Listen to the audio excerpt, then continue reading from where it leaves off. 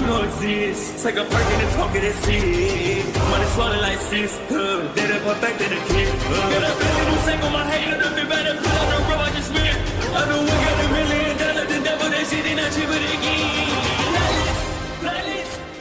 Hello and welcome back, fellow anime lovers, to MangaMuse. I am delighted to have you join us once again in the world of fanfiction and fantasy. This is the 5th part of What If Naruto Joins Pokemon World. Special note, this fanfic is written in a masterpiece of KitsuneDragon on FANFICTIONnet. Do check and support the author too. Now smash the like, share and subscribe button for more. Also press the bell icon so that you never miss such great parts. Thanks for the introduction. Now let's dive into the world. So alright folks, that's all for today. The 3 legendary beasts glared at the trainers that were before them, their crimson eyes seeming to stare into their very souls. The 3 released a snarl as they saw the partner Pokemon of the trainers. Naruto, Sasuke and Hinata remained silent, sweating profusely underneath the harsh gazes of Suicune, Reiku, and Entei. Sasuke then steeled his will and managed to stand up before looking at his starter. Crocodile, use water gun on Entei. The blue crocodile-like Pokemon froze up as it heard its trainer's command.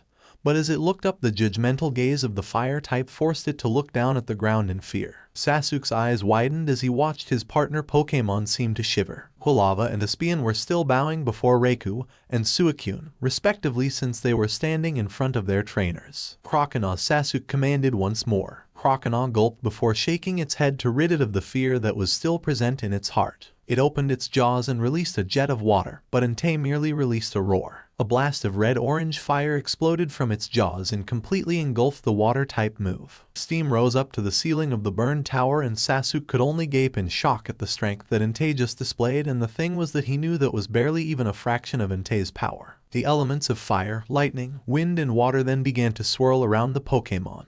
The 3 then released simultaneous cries before racing out of the tower, streams of their respective color trailing behind them. Naruto and Hinata released the breath that they had unknowingly been holding in. What power? Sasuke stuttered as he fell back to his knees. Crocodile copied its trainer's action and seemed to sweat even more. The frightening gaze of Entei burned into its mind. I know, those things are unreal, Naruto agreed with Sasuke. It's no wonder they are legendary Pokemon, Hinata stated. Espion and Quilava walked over to their trainers to see if they were okay before seeing them climb to their feet. Naruto walked over to his rival and held out his hand. Sasuke stared at the outstretched limb for slapping it away as he stood back up on his own. Team, what do you do that for? I was just trying to help, the blonde exclaimed. Sasuke turned and his coal-black eyes fixated themselves on the blonde's own cerulean orbs. I don't need help, dope. What I need are those legendary beasts on my side so that way I can defeat my brother Naruto, and Hinata looked confused. Sasuke-san, you mentioned him before. Itachi. Hinata saw the boy visibly flinch upon his name being spoken through a mouth other than his own. What did he do that you want to beat him so badly? The Uchiha gritted his teeth, fists clenched so tightly that his fingernails were cutting into his skin. None of your business, Hyuga, Sasuke said as he jammed his hands into his pockets and turned to leave the tower. Oi, team, that's no way to talk to Hinata-chan, Naruto yelled. My past is my past, dobe. Don't go around asking about other people's business. Sasuke glared at Naruto. Naruto's eyes narrowed at the Uchiha before he and Hinata followed the boy out of the burned tower. Kurenai and her associate were waiting outside for the 3 trainers as they had hoped to get a glimpse of the 3 legendary beasts in motion. But they moved so quickly that they left the city within the minute. Naruto, Hinata, are you guys okay? Akatsuki asked. The 2 nodded before looking at Sasuke as he walked off. Naruto frowned a bit at his rival. The raven-haired Uchiha was too antisocial for his own good sometimes. Kurenai then walked up to Naruto and Hinata. Quilava and Espion were still a bit rattled from the event that had just occurred, but they were fine. Are you two okay? The red-eyed woman asked. Hi, they replied. Kurenai sighed in relief before turning to her mischievous. Well, now that that's all said and done, it's obvious the 3 beasts are not going to be coming for a long time, if not at all. Kurenai said. You guys should take the time to take in the sights of Ekritique. The Kimono Girls Dance Hall should be one of the places you should visit, and who knows, you might score with one of them. Kurenai giggled as she saw the flabbergasted look on Akatsuki's face. Well, Yani, I got a match with your brooding friend. Alright, Yani, Kurenai-san. Naruto waved. When the ghost-type gym leader was out of earshot, the blonde turned to his friends. So what do you say? Wanna check out the dance hall? Hinata paused for a while before shaking her head. No, well, maybe later, but right now I want you two to meet Neji Nyai-san and Uncle Hisashi. The two males were aware of Hinata's family being born and raised in Ekritique, well, her aunt's side of the family was anyway. Hinata had lived her beginning years in Kanto. Soon the group arrived at the front of the house, but as Hinata walked up to the door she saw a sign on the door. Neji and I have gone out to go and train. Hinata, if you are reading this, there's something from your two-san on the dining room table. The group entered the house of Hinata's uncle and the two males and two Pokemon were in shock at how much bigger the house looked on the inside. Sugoi, Naruto muttered. Hinata walked over to the dining room and saw the small little box on the table. She picked up the box and saw there was a note attached to it. Happy 12th birthday Hayashi Hyuga. Haim Hyuga, Hanabi ni-chan. Hinata giggled when she saw that the words were done by her mother, except for Hanabi's, which was done by herself. Hinata opened the little box and gasped at what she saw. Inside the box was a twisted spoon. A twisted spoon was a special item that was able to boost the power of psychic-type moves. Hinata looked at her espion before smirking. Tusan, she thought before seeing the twisted spoon was actually very flexible. So the Hyuga female twisted the spoon around Espion's right forelimb in a coil, allowing it to effectively remain there. What do you think? Espe, the sun Pokemon purred before walking off. I think that's a yes, the Hyuga stated. After that, Hinata had remained relatively silent after she told them what had just occurred, only to suddenly be enveloped by a group hug. Happy birthday, Hinata, Hinata-chan. The two boys exclaimed. Hinata giggled at the affection before thanking them. After that they journeyed to find the dance hall. Once they had found the dance hall, the trio of humans and two Pokemon were about to walk in when they heard a scream. Nani? The five ran in and gasped when they a pair of kimono girls. Both were back up against the wall as in front of them were two members of Root. Each Root member had a Zubat and an Ekans next to them. Oi, what the hell do you think you're doing? Naruto exclaimed. The two Root members turned and looked at the trio. Move it. Gaki's now then. Leader Sama wishes to have a word with you lovely ladies about the whereabouts of those Pokemon. The kimono girls gulped, but remained defiant. We'll never betray the legendary Pokemon. The one bearing the pattern of Lugia on her dress said. The Root member growled before turning to his Zubat. Fine, then we'll take you both, and by force the Zubat flew down and was about to bit their necks, but suddenly a bolt of blue electricity lanced through the air and caught both bug, flying types in the air. They twitched in pain as they were covered in electrical charge. The Root members and the kimono girls turned to see Naruto standing with a Pokeball in his hand. Flaffy stood beside its trainer with an angry look on its face. So the Gaki wants to play rough, huh? One of the Root members exclaimed. The Zubat rose off of the ground, though their weakening health was evident by the slow flapping of their wings. Zubat leeched life. The bat Pokemon flew down to attack their prey, only to be enveloped in electricity once more and then falling to the ground. The two Root members growled in anger before they returned the bat Pokemon to their respective Pokeballs. Ekans, take them down. Use Wrap. One of the snake Pokemon lunged at Flaffy, but Hinata's Nidoran used Tackle and snatched the purple and yellow-colored snake out of the air and slammed it into the ground. However, the Ekans used its extreme flexibility to thread its way out of the hold Nidoran had on it before opening its mouth. Bite. Ekans' small fangs appeared and bit down on the shoulder of the Poison Point Pokemon. Nidoran winced as the Ekans sunk its fangs into its flesh before its eyes narrowed and the quills on its back became sharp and tipped with poison. Ekans was suddenly hit with a barrage of quills from Nidoran's poison sting. Ekans hissed in pain, releasing the poison type. It then opened its jaws and was about to use Bite again, but Nidoran twisted and used Double Kick, crashing its feet against the serpent's face. However, just as the blue rodent was about to use Tackle, it was taken down by the second Ekans, which everyone seemed to have forgotten about. Oi, 2 against 1 isn't fair. Naruto yelled before returning Flaffy. Pidgeotto, quick attack. The flying type appeared in flash of white before diving down and striking both snake Pokemon in the face with tremendous force, sending them flying back. Now Twister, Naruto commanded.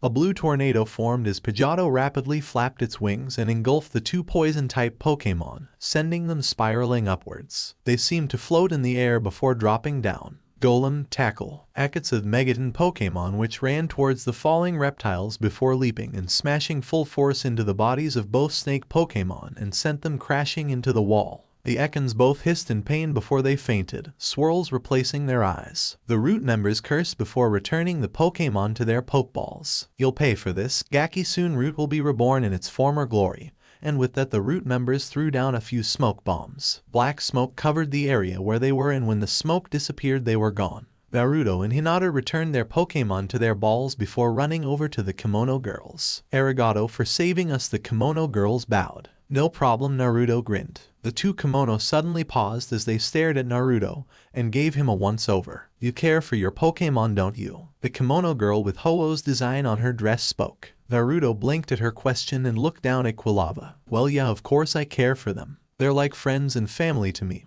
Without them I wouldn't be where I am now, he replied. The one with Luja's design spoke this time as she looked at Hinata. Your soul is pure. You cherish everything you have done with your Pokemon. Even your failures. Hinata slowly nodded. Everything I do with my Pokemon is cherished, the Hyuga said. The kimono girls looked at each other before smiling softly at the two trainers. You will have a part to play in the resurrection of our masters, she said before she and her fellow kimono girl began to walk off. Sky and sea will finally meet, and then the time traveler will come. What, stop speaking in riddles? What does that mean? Hinata asked. However, the kimono girls refused to reply and then exited the dance hall. Hinata and Naruto looked at one another. Sky and sea will finally meet, Naruto murmured. And then the time traveler will come, Hinata finished. Akatsuchi patted the two trainers on their heads. Hey, come on, ignore them. They're probably short a few brain cells and are just spouting nonsense. Now come on. Hinata, Olivine is the closest city from here. Your contest will be there. Hinata smiled at her rock-type training friend. Hi, however, just as they were about to leave, an old man walked out from the corner of the dance hall. A Psyduck was next to him. Hello, the trainers blinked. Hello, they replied. The old man chuckled at their tone of voice before giving them a smile. I saw how you three stopped those bad people from hurting the kimono girls. Those girls have always put on a beautiful dance during the nights they come back home, and I thank you for saving them. Here the man reached into his pocket and pulled out a deep blue-colored disc. Naruto took the case disc and read the engraving on it. HM3, Surf. Naruto's eyes widened. This is a hidden move. How did you find it? The old man chuckled once more. A friend of mine, a very strong trainer he was. In fact, you look just like him, the old man said, pointing at Naruto. The blue-eyed blonde blinked at the accusation before thanking the old man for the HM. Anytime. Now know that move there, Surf, is a water-type move which, when used in battle, summons forth a giant wave to take down the opponents, and for smaller Pokemon, like say a Wooper for example, which cannot swim very quickly, the Pokemon will be able to swim swiftly across the seas to your destination should it require ocean travel. Naruto grinned as he took out Quagsire's Pokeball. Quagsire, the water, ground type, appeared in a flash of white. Naruto inserted the disc into the Pokédex and then the option box came up as a beam of blue light entered Quagsire's head. You wish to teach Quagsire Surf. Are you sure you wish to forget a move to learn Surf? Naruto clicked yes on the option box that appeared on the Pokédex's screen. Quagsire can only know 4 moves. Please select a move you wish to forget for Surf. Naruto watched as Quagsire's current moveset appeared. Mud Shot, Water Gun, Mud Bomb, and Slam. Naruto forgot Slam and the Pokédex beeped as the beam went into the memory area of Quagsire's brain and removed its ability to use the attack, Slam, and replaced it with Surf. Congratulations, your Quagsire now knows Surf. The Pokédex then beeped before retracting the blue beam and the disk drive opened up before Naruto handed the disk to Hinata, who used her lavender Pokédex to aid in teaching her for it the water-type move. After that was done, the old man went back to sit in his corner of the dance hall with the yellow duck Pokemon. After leaving the dance hall, the group walked through the city towards the entrance leading to Route 38. However, before they were about to go, Naruto's Pokegear began to ring. Naruto felt himself before feeling the Pokegear in his right pocket. He fished it out before activating the phone card. Hello, he answered. Naruto, it's Professor Iruka. Naruto beamed when he heard the name. Oh hey, Professor, what's up? The professor shrugged on the other end. I can't complain, and you and Hinata are doing really well with the Pokédex. 70 seen and 51 caught. Splendid job for beginner trainers such as yourselves. Have you won any new badges? How about Hinata and her contests? I just beat Kurenai-san and won my 4th badge in Ekritique City. Hinata-chan won her first ribbon yesterday in Goldenrod. Well, good job to both of you. The young professor congratulated the 2 young trainers. So Professor, why did you call? Naruto asked. Iruka slapped himself. Oh right, I completely forgot. I called to tell you that a friend of mine wanted to give a trainer a Pokemon to raise for him. Iruka informed the boy. The blonde trainer tilted his head in confusion. Who's he? And what Pokemon is it? He never said his name, which was weird because he seemed to know you rather well. He said he should already be there, and he said he's waiting for you in the Pokemon Center there in Ekritique City. Naruto nodded before saying goodbye to the professor, and then hung up. Naruto turned to Hinata and Akatsuchi. Professor Iruka said how that there's someone here who wanted to meet with me. Says how the guy has a Pokemon he wanted help on raising and so he's giving it to me, Naruto told the two trainers. Well, good for you, Naruto-kun. At least you can make a temporary replacement for a 6th team member while Dratini trains in the daycare center, Naruto smiled. Yeah, I wonder what Pokemon it is though, Naruto said before looking down at Quilava. Come on buddy, Quill. The volcano Pokemon nodded and the two ran off towards the Pokemon Center with Hinata, Akatsuchi and Espion waiting for him at the entrance to Route 38. Ecruteak City Pokemon Center. The automatic doors slid open and the blonde trainer and his fire-type partner entered the establishment. Nurse Shizune looked up from the desk as she was filling out some forms for a Pokeball shipment to the Pokemon Center in Azalea Town. She yawned slightly before spying the blonde trainer. Shizune hailed the boy out and Naruto and Quilava walked over to the black-haired nurse. Hi, Nurse Shizune, Naruto greeted the medical doctor. Shizune smiled before looking down at a note that she pulled from her pocket. Are you Naruto Uzumaki? She asked. Naruto nodded in confirmation. Hi, he replied. Shizune smiled before turning her back and going over to one of the shelves and pulled out a Pokeball. Naruto watched as Shizune handed the spheroid over to him. A young man came over here and said to give you this. Shizune handed Naruto the Pokeball, and the boy observed the ball. Quilava stood up on its hind legs to look over the capturing device and was in wonder at the look on the ball. It was a black ball with lines of a golden-orange color that raced around the circumference of the ball. A small golden-orange button lay in the center of the ball. Naruto eyed the ball curiously. What kind of Pokeball is this? He asked. It's a luxury ball, Shizune replied. It's a ball that grants extreme comfort to the Pokemon within it, or so I've been told since I've never been in a Pokeball. Anyways, they say the level of friendship between a trainer and a Pokemon in a luxury ball is immediately increased, so I'm sure whatever Pokemon is in that ball, it will be quick to like you. Alright, Akuzo. He opened the ball. A flash of red and white light, a few sparkles coming out with the flash, appeared in front of Naruto and Quilava. The flash of light then took on a physical form before dying down. VERYYYY. The evolution Pokemon cooed before walking up to Naruto and sat before him. VERYYYY. Naruto looked puzzled at this development. As grateful as he was to the trainer who wished to give him the Eevee. It was rather odd that it was such a rare Pokemon, along with the fact that it was given to him of all people. So Eevee. You're my new team member, huh? The brown and cream-colored canine nodded. VERYYYY. We're glad to meet you too. So wanna meet the rest of the guys? You've only just met Quilava. The volcano Pokemon looked at the evolution Pokemon and smiled. Quilava. Naruto smirked at how the two were getting along before throwing out his other 4 Pokeballs. Heracross, Pidgeotto, Flaffy and Quagsire all appeared in flashes of light before spying Eevee. The evolution Pokemon waved. They all gaped in shock. Heracross. No Heracross, Espion did not somehow devolve. This is a new Pokemon I got, so I want you all to welcome Eevee to the team. Pidgeotto flew down and allowed Eevee a ride on its back before handing the canine over to the single-horned Pokemon.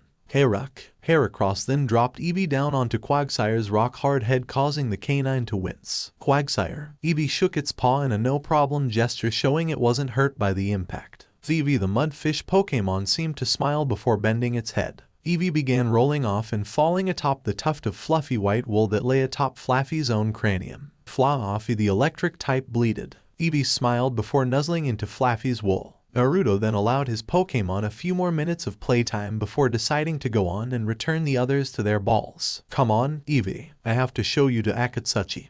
Hinata-chan and Espion. Eevee nodded and it climbed atop Quilava's back for easier transportation before they left the Pokemon Center. Oh look, Naruto-kun's coming back, Hinata pointed out as she was busy grooming Togepi. The egg-like Pokemon was purring a bit in its trainer's arms before snuggling into her developed bosom. I don't know why, but I feel. Hinata looked confused at the rock-type trainer's sudden pause, only to face fault when he finished with the need to pee. Hinata stalked over to the older boy and bitch-slapped him. What was that for? Akatsuchi whined. Don't say such inappropriate things in front of baby Yubaka, Hinata said. Seems hanging out with 2 overconfident males who insult each other as a sport for over a week really did wonders on her personality, and not just her confidence. Naruto then appeared in front of his friends. Hey guys, what's up with your face? He asked the hiker. Akatsuchi frowned as he touched the red handprint-shaped mark on his face. Your girlfriend just slapped me, Akatsuchi complained. Naruto rolled his eyes. Well, you probably just did something stupid then. Who are you calling stupid? Akatsuchi said as he put Naruto into a noogie. Naruto maneuvered out of the headlock and then jumped atop Akatsuchi's shoulder and began to pull on his ears. You big baka. The Pokemon and Hinata all watched with hilarious looking faces. Their eyes had become pure black circles. Hinata's were white though, and their mouths were now small little dots, and Hinata was now void of a nose as she and the Pokemon became chibis. However, Hinata realized something which caused her to turn crimson at the thought. He never denied that I was his girlfriend, she thought to herself. This caused Togepi and Espion to look at their trainer in confusion as she began to swoon for no apparent reason. Once the little brawl was over and done with, Naruto being the victor after he had performed a bitch slap on the same place where Hinata had slapped him, leaving him with an even bigger handprint on his face that was now glowing a bright red. Dude, you hit like Hinata-san, it hurts so bad, he cried, anime tears. Naruto blinked. He didn't know whether that was an insult to his manhood or a compliment to how hard he could hit. He left the answer as a neutral one before getting his friend's attentions once more. Alright guys, I want you all to meet the newest member to Team Naruto. Eevee, he gestured to the small evolution Pokemon, causing them all widen their eyes. Nani. Espion walked up in front of its previous form before bending down. Espe. The sun Pokemon bent down. Suddenly the Eevee seemed to stare into Espion's deep, violet-colored eyes, and suddenly Lionel Richie's song, Naturally, began to play in the background. Eevee's eyes grew wider before the pupils became miniature beating hearts. Espion. The sound of a record scratching entered Eevee's mind before it shook its head as the twin-tailed Pokemon was staring at it with a concerned look on its face. Eevee. The Pokemon asked. Eevee, you were kinda spassin' out there. You okay? Naruto asked his newest team member. Eevee nodded before introducing itself to Espion and the others. After the introductions of Eevee to everyone's Pokemon, they were all sent back into their balls, except for Espion and Quilava of course, and then set off in the direction of Route 38. Route 38. The group walked along the path through the grassy areas of Route 38. They were then able to catch a few more Pokemon along the way. Hinata had captured a Miltank, Snubbull, Meowth, and Farfetch'd, while Naruto was able to capture a Tauros, an Execute, a Magnemite, and Lediba. The data was then registered in each of their Pokédexes. Miltank, the milk cow Pokemon,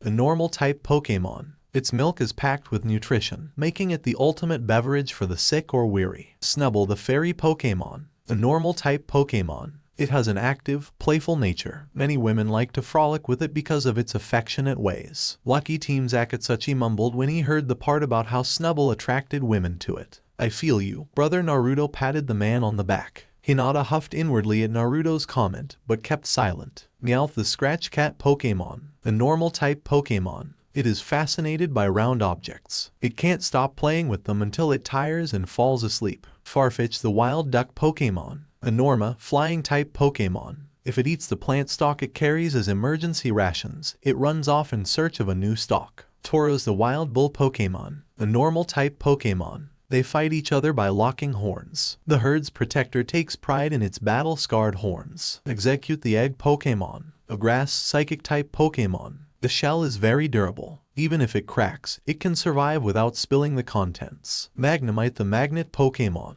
an electric, steel-type Pokemon. The units at the sides of its body generate anti-gravity energy to keep it aloft in the air. Lediba, the 5-star Pokemon, a bug, flying-type Pokemon. When the weather turns cold, lots of Lediba gather from everywhere to cluster and keep each other warm. Once the information was read, the Pokeballs were transported via Pokédex transporter to Professor Iruka's lab in New Bark Town. The group then took a short break to eat and do some training with their Pokemon. Naruto trained for his upcoming battle with the Olivine gym leader, and Hinata trained a bit for her contest, while Akatsuchi was the dummy opponent they were to face off against. Of course, Akatsuchi's role for Hinata was practice for her contest battles instead of her appeals. 1 hour later. Alright, well now that that's done, let's hurry to Olivine so we can. Yosh. At last I have done it. The flames of youth know no bounds, Yosh. Everyone sweat-a-dropped at what they just heard. Nani? They asked themselves before walking in the direction of the yells. They walked until they reached the end of Route 38, which was actually quite far away, which meant this person was louder than even our blonde protagonist. They parted some bushes before coming to the fence which separated Route 38 from Route 39 and stared as they a young boy, at least 1 year older than both Naruto and Hinata, running around in circles rather quickly with 2 Miltank atop his back. Yo, Naruto called out. The boy stopped running and he turned to face them before dropping the Miltank. Ah, youthful travelers who come from the other parts of Johto. I am the youthful green beast of Johto. I am Rock Lee. Yosh. His eyes were suddenly burning with flames in Naruto, and the others could only sweat drop. The boy was dressed in a leotard-looking one-piece suit that covered the entirety of his body except for his head and neck. He wore orange leg warmers around his waist was a black belt, so he was probably very adept at hand-to-hand combat. His hair was black and it was in the shape of a bowl. His eyes were perfect circles with equally circular, pure black irises. Are you for real? They asked more to themselves than to the green leotard-clad boy before them. His teeth were a shining white that seemed to reflect the light of the sun. And are your eyebrows real? Naruto asked. Naruto-kun. Hinata whined. Gomen Nasai, we hope Naruto-kun didn't insult you. Hinata bowed. Lee shook his head. No, my friends, there is no need to apologize. My eyebrows are based off of the style of my idol and former mentor, the first green beast of Johto, Guy-sensei. Lee suddenly began to cry profusely, and the other began to worry if he would die from lack of bodily fluids. Hey, are you okay? Akatsuchi asked. Lee suddenly did a complete 180 and grinned, performing the nice guy pose. His teeth made a pinging sound as the light reflected off of them. I am fine. Lee paused. What are your names? I'm Naruto Uzumaki, future Johto League champion. I'm Hinata Hyuga. Akatsuchi Miike. Hello, my new friends. Lee bowed politely. Lee, come quick. A woman's voice echoed. Lee turned around and the group followed his gaze to see the Miltank Ranch in the distance. I am coming, Mrs. Sagi. Lee yelled out before taking off like a shot. That woman sounded frightened. We should go take a look as well, Hinata suggested. Naruto nodded before the three trainers, Espion and Quilava, began running towards the Miltank Ranch. Route 39 Miltank Ranch. The group followed Lee into the barn area of the ranch and they saw the woman from earlier, Mrs. Sagi, standing beside a Miltank.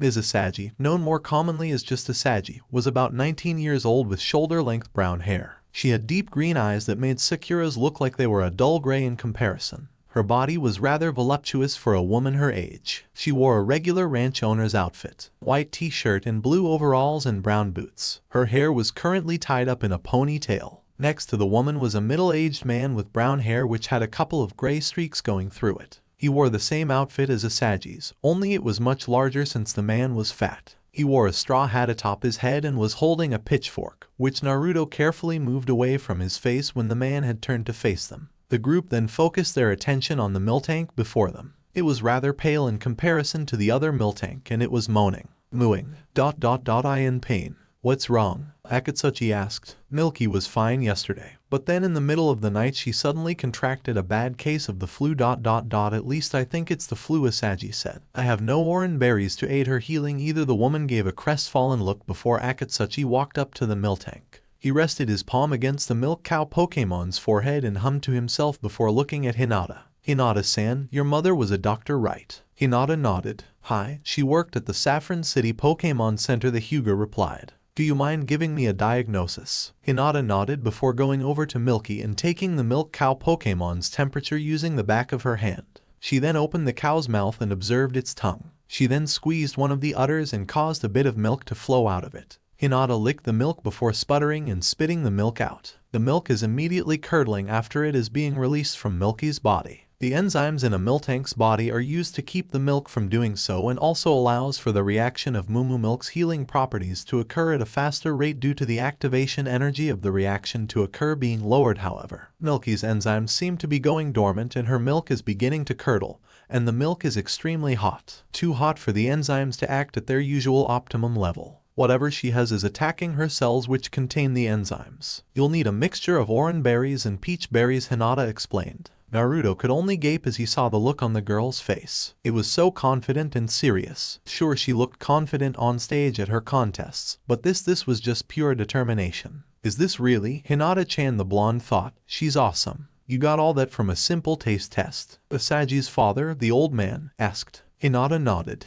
The condition of a Miltank's milk is what allows you to tell whether it is healthy or not. Being a rancher, you should possess that basic set of information, Hinata said sharply. Suddenly, Akatsuchi began reaching into his backpack. He pulled out a berry pouch and removed 3 orange berries and 3 pecha berries from the bag. Years of traveling tends to leave you preparing for the worst sometimes, he explained when he saw the confused looks on his traveling companions' faces. He then looked at Asagi and Lee. Okay, Hinata, I think I got it from here. The pale-eyed girl nodded as Akatsuchi turned his attention on. I'll need a bowl. One of the milk extractors you use to take Miltank milk and a cooling agent. Ice will do fine. and a berry crusher, he instructed the woman and the hyperactive leotard-wearing boy. The female ranch owner nodded before exiting the barn and going into her house, which was directly next to the ranch. A few minutes later, she returned with the requested items. Akatsuchi took his orange berries and peach berries and placed them in the clay bowl. He took the berry crusher and smashed the berries in the bowl until they were made into a light purple paste. He then took the milk extractor and took out the equivalent of 1 bottle's worth of miltank milk and allowed the milk to flow into a spare bottle he had gathered from Asagi's father through the other end of the tube. He then carefully shook the bowl before turning to Espion. Espion used confusion to mix the contents of the bowl. The sun Pokemon, noting the seriousness of the situation, obeyed the hiker, and its eyes turned an electric blue color. The contents in the bowl began to slowly swirl around. Not even a single drop of the mixture that had formed had spilled. After a minute of mixing, Akatsuchi told the psychic type to stop. Lava. A little bead of heat pleased the volcano Pokemon nodded before igniting the flames on the top of its head a bit. The bowl, being made of clay,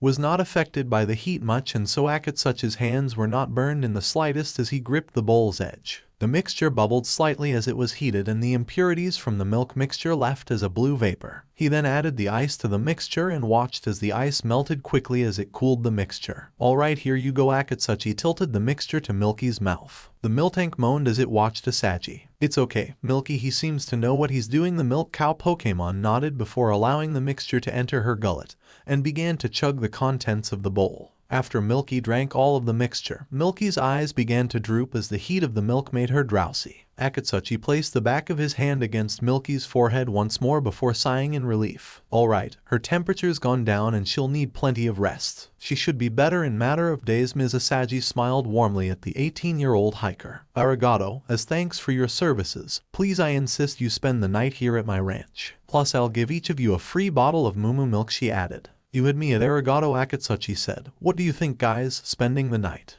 Hinata and Naruto looked outside and noticed the setting sun and nodded. "Yeah, Route 39 is rather long and I am a bit tired," Naruto said. "I concur," Hinata said. Espion and Quilava gave their respective cries before following Asagi to her house's extra rooms. However, they noticed Lee was not staying. "Hey, Lee, where are you going?" Naruto asked. "Gomen Nasai, my friend, Naruto.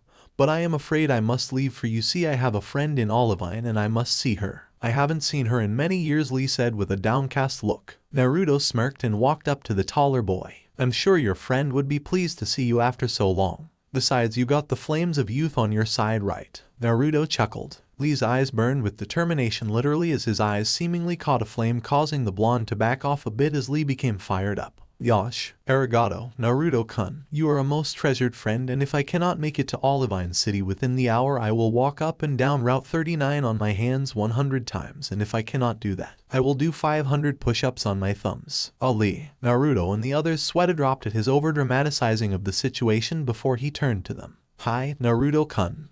Your friend." Lee nodded before taking off at inhuman speeds, causing the viewing party's sweat drops to grow larger. "Well, he's nice," Hinata commented. The two males stared at her with a blank look before looking at each other. They shrugged at that. Yeah, the trainers then decided to let out their Pokemon. Akatsuchi made sure to open the window and release Onyx outside onto the ranch's soft grass. "Good night," Hinata told them. The Pokemon gave their respective cries, while Naruto and Akatsuchi used words before they immediately fell asleep. Olivine City Lighthouse. Olivine City is a seaside city, gifted with the amazing view it has of the deep ocean and the Whirl Islands in the distance. The landmarks of this magnificent city include the Steel-type Pokemon Gym as well as the famed Olivine Lighthouse. At the top of this very lighthouse is an Ampharos, the final evolution of Mareep, who uses its tail to shine a light and allows for ships that come to and from the Johto region to see. However, Ampharos was not so lucky tonight. The electric-type Pokemon was busy shining brightly in the darkened top floor of the lighthouse. The Ampharos, Amphi, yawned loudly as she was a bit tired. However, her ears twitched and Amphi turned around, tail shining brightly. "Amph." The electric type scanned the room with her tail orb's light before seeing there was nothing in the room. But as she was still scanning the floor, from the top of the ceiling descended two shadowy figures. The light of Amphi's tail showed them to both be dressed in black, skin-tight suits, and by their curvaceous figures, these intruders were obviously female. The intruder on the right of Amphi silently reached into her pocket and retrieved a small syringe and then turned to her companion, who nodded. The perpetrator on the left tapped Amphi's shoulder. The electric type spun around quickly, but as the Ampharos did so it was suddenly injected with the syringe. The bright green fluid flowed into Amphi's circulatory system and began to infect her blood cells. The two nodded before leaving the lighthouse, and with that, Amphi's breathing became labored and her tail light dimmed before it stopped shining altogether. The next day, our protagonist trio and their Pokemon awoke with simultaneous yawns as the sound of screeching Pidgey and mooing Miltank were heard. "Ah, that was a nice nap," Naruto commented. Quilava yawned as it woke up only to suddenly find a warmth next to its body. The fire type looked down to see Espion snuggling next to it. The volcano Pokemon then heard a growling sound and turned to see its newest team member, Eevee, staring at it with was that jealousy. Quilava ignored the evolution Pokemon's gaze before gently nudging the psychic type. Quilava the fire type spoke. Espion moaned in annoyance before cracking open a single amethyst eye. The sun Pokemon yawned before noticing Quilava right next to it. Espion. Espion seemed to be surprised at Quilava being right next to before turning and sending it comically flying through the air with a confusion attack. Quilava groaned as it was painfully flung into the body of its trainer. Naruto onto his pillow before rolling Quilava off of him. Hinata-chan, as much I love Espion, please try to control that thing. She's damaging my Quilava. Hinata nodded before turning to her partner Pokemon. Espion, apologize, the blue-black-haired girl ordered. Espion looked surprised. Espion, what do you mean Quilava was feeling you up? Naruto asked. Hinata and the now awake Akatsuchi, along with the other Pokemon, turned to look at Naruto. You understand her? The hiker asked. Naruto shrugged. I try to work it out as best as I can. I'm getting better, aren't I? He asked with a foxy grin. Hinata nodded slowly. Now what's this about Quilava feeling you up in the middle of the night? Naruto asked. Espion then went into an over-exaggerated explanation of how she was peacefully sleeping only to wake up and find Quilava next to her and was poking her. Naruto blinked at the sun Pokemon. That's it? He asked. Espion nodded. Why you ask? Naruto sighed. Nothing, just forget. Quilava forgives you anyways for the attack. No harm done. Quilava. Well, Hinata-chan will give you a back massage if my face hurt your back, Naruto countered. Now stop being such a sissy and get off of me. After the three trainers showered and Akatsuchi checked up on Milky one last time, they returned the other Pokemon, except for Quilava and Espion, to their Pokeballs. Ms. Asagi walked up to the trio and handed them their bottles of Moo milk. Milky's feeling much better thanks to you, Akatsuchi-kun, the 19-year-old woman said with a smile. Akatsuchi nodded, blushing slightly at the suffix. That's good to hear. Now remember to just have her drink other types of milk from the other Miltank. Give her 3 orange berries when her fever starts to act up again, and if you need any help just call, Akatsuchi said. Asagi pulled out her poke gear and the two exchanged numbers. I can't thank you enough for your help, Akatsuchi-san. If there's anything I can do to help repay my debt to you and your friends, I'll gladly help you, Akatsuchi chuckled. Haha, a kiss on the cheek wouldn't hurt, he joked. However, he, along with everyone else, seemed to freeze as they saw the ranch owner plant one on the boy's right cheek before backing away. A slight blush dawned her face before she threw her shoulder-length, brown hair over her shoulders. I'll see you later then, Akatsuchi-kun, she smiled at him. The hiker could only nod dumbly before he was pulled aside by Asagi's father. I don't know what you're trying to pull with my daughter, boy, but if I find out there's someone other than my daughter, I'm sending all Tyson for your ass, Akatsuchi gulped. Who's Tyson? Asagi's father grinned widely before whistling sharply. A loud, gruff moo was heard and Akatsuchi looked to see a large toro snorting as it appeared next to the rancher. Akatsuchi's face paled before taking off like a shot down the road of Route 39. Asagi's father chuckled at that. Good job. Tyson Ahaha gets him every time. Naruto and Hinata looked at the old man like he was a nut job before following after their scared friend. Olivine City. The trio entered the city with happy grins on their faces. You know, Hinata-chan, that was pretty cool how you were able to make a diagnosis on Milky's condition like that. Naruto complimented the girl. Hinata smiled at that. Arigato, Naruto-kun. Though it wasn't that big a deal. Not that big, eh? Hinata-chan, you give yourself too little credit. Sure, Akatsuchi made the medicine, but without you making the diagnosis he wouldn't have known jack shit to do or what berries to use. He's right, the hiker stated. Hinata blushed a bit at the praise. So, Hinata-chan. Hinata looked at her blonde friend. Does that mean that if I get sick, you could be my doctor, right? Hinata blushed a bit when Naruto suddenly draped his arm around her shoulder and pulled her closer to him. She gulped. Naruto then froze before breaking into anime tears. Is that no? Why, Hinata-chan, why? Don't you love me? He became a chibai and began to hug Hinata's legs. Hinata giggled a bit. I love you Naruto-kun, she stuttered, patting chibai Naruto on his head. More than you know. Suddenly Naruto returned to his original form and grinned. Yay, Hina-chan's gonna be my doctor, he said in a sing-song voice. Hina-chan. Akatsuki chuckled as he saw the blonde prancing around. Don't worry, he may be dense when it comes to women, but he'll come around, the red-clad hiker whispered. Hinata turned a brighter shade of red before forcing it down as they saw a crowd surrounding the Olivine city lighthouse. What's going on? Naruto asked as he and Quilava paused. Espion walked up next to the volcano Pokemon and then climbed atop its back for a better view. Quilava the Pokemon groaned as Espion seemed to be a lot heavier than it looked. Suddenly the boisterous voice of Rock Lee echoed through the area. Naruto-kun, Hinata-san, Akatsuki-san. The green-clad boy appeared out of the crowd and walked towards them. Bushy brows, Naruto said, his newly proclaimed nickname for the boy, causing everyone else to sweat drop. What's going on? The blonde asked. Something terrible has happened. The Ampharos, Amphi, is sick and she requires medicine. But we don't know her condition. Even Nurse Shizune hasn't a clue on what to do, Lee informed his friends. Well, don't worry. Hina-chan can fix up Amphi like how she helped come up with how to fix Milky, Naruto said. Lee thought about it for a moment. Of course, Naruto-kun, that's a brilliant idea. Come Hinata-san, we must not wait. Amphi's sparks of youth must be recharged. Hinata gulped slightly, but seeing as how the crowd had heard Lee's little outburst, they were now focusing on her. Hi, she stuttered. Okay, but my friend, the one I told you about yesterday ...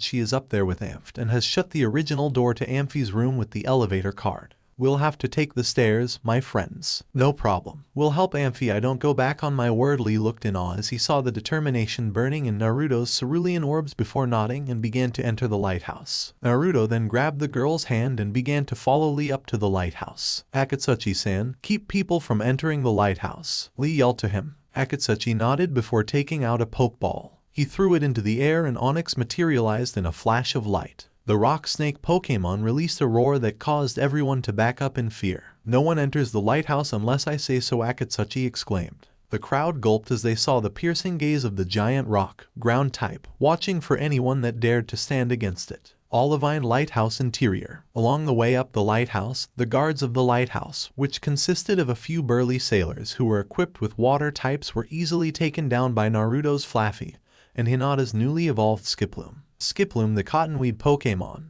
a grass, flying type Pokemon. It spreads its petals to absorb sunlight. It also floats in the air to get closer to the sun. Once they had done that, they climbed to the top of the lighthouse and entered from the stairwell. They looked up to find the downed Ampharos next to a girl wearing a pink Chinese shirt and tight blue pants. She had her brown hair tied up into two buns and a pair of chopsticks were in hair to hold them together along with the hair ties, it seemed. She wore a pair of deep blue sandals to complete the look. Tenten, Lee said as he walked up to the girl. The girl looked to be the same age as Lee, 13 years old, and was busy mulling over Amphi the second she looked back at it. They've brought some help. These are my new friends, Naruto Uzumaki and Hinata Hyuga. Hyuga. Tenten snapped her head up at the name. Are you related to Neji? Hinata nodded. Hi, I'm his cousin, Hinata. My uncle Hisashi and Neji weren't home, so. Anyways, can I see Ampharos for a second? Tenten glared at the Hyuga. No, only people I trust are able to touch Amphi. Tenten hissed like an Arbok. Lee looked at her. Tenten, listen to me. Hinata has experience healing Pokemon.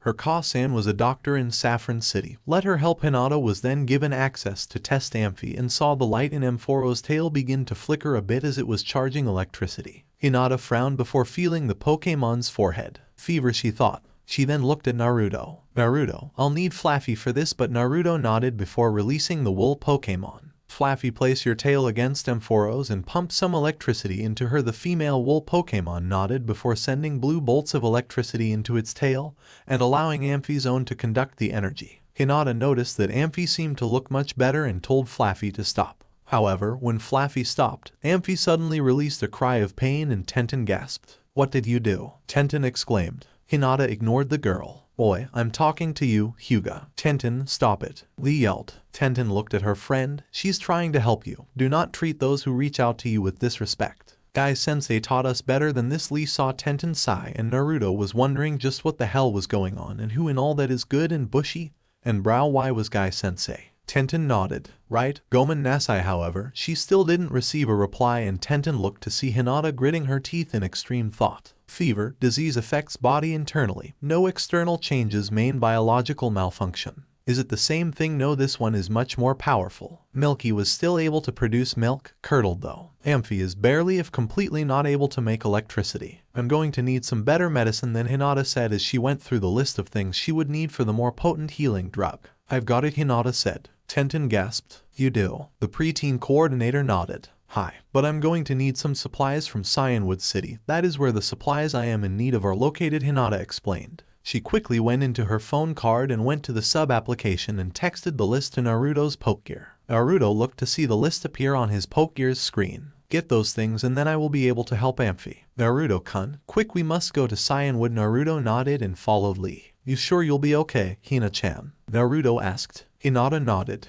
I'll be fine. Naruto-kun. Naruto nodded before Lee was given the elevator card from Tenten, and the two boys were able to leave the lighthouse via elevator. After making it to the bottom, Naruto gave Akatsuchi his backpack, his other Pokemon, and the Pokédex for safekeeping. He and Lee then ran through the crowd and Naruto took out a Pokeball. Quagsire, Naruto sent out the mudfish Pokemon, which appeared in a flash of light. Naruto climbed atop his water, ground type, and then sweat dropped when he saw Lee jump in and began to swim. Come on, Quagsire, we gotta keep up. Use surf and let's go. Quagsire began to swim quickly. It seemed as if Quagsire's normally slow body was able to become much quicker in water. Suddenly the waves behind Quagsire began to rise, growing higher with each passing moment before a giant wave formed. Naruto then sat atop Quagsire like it were a surfboard while Lee was swimming alongside Quagsire on the wave. Quagsire. Yeah, bushy brows, what the hell? Lee smirked. The flames of youth shall never be doused. Mahogany Town Team Root HQ. The leader of Root sat alone in his office before the automatic doors split open and revealed two women dressed in black. The same women that poisoned Amphi. I trust that everything went well, the leader asked. The female perpetrators nodded before pulling off their head masks, revealing one to have long red hair,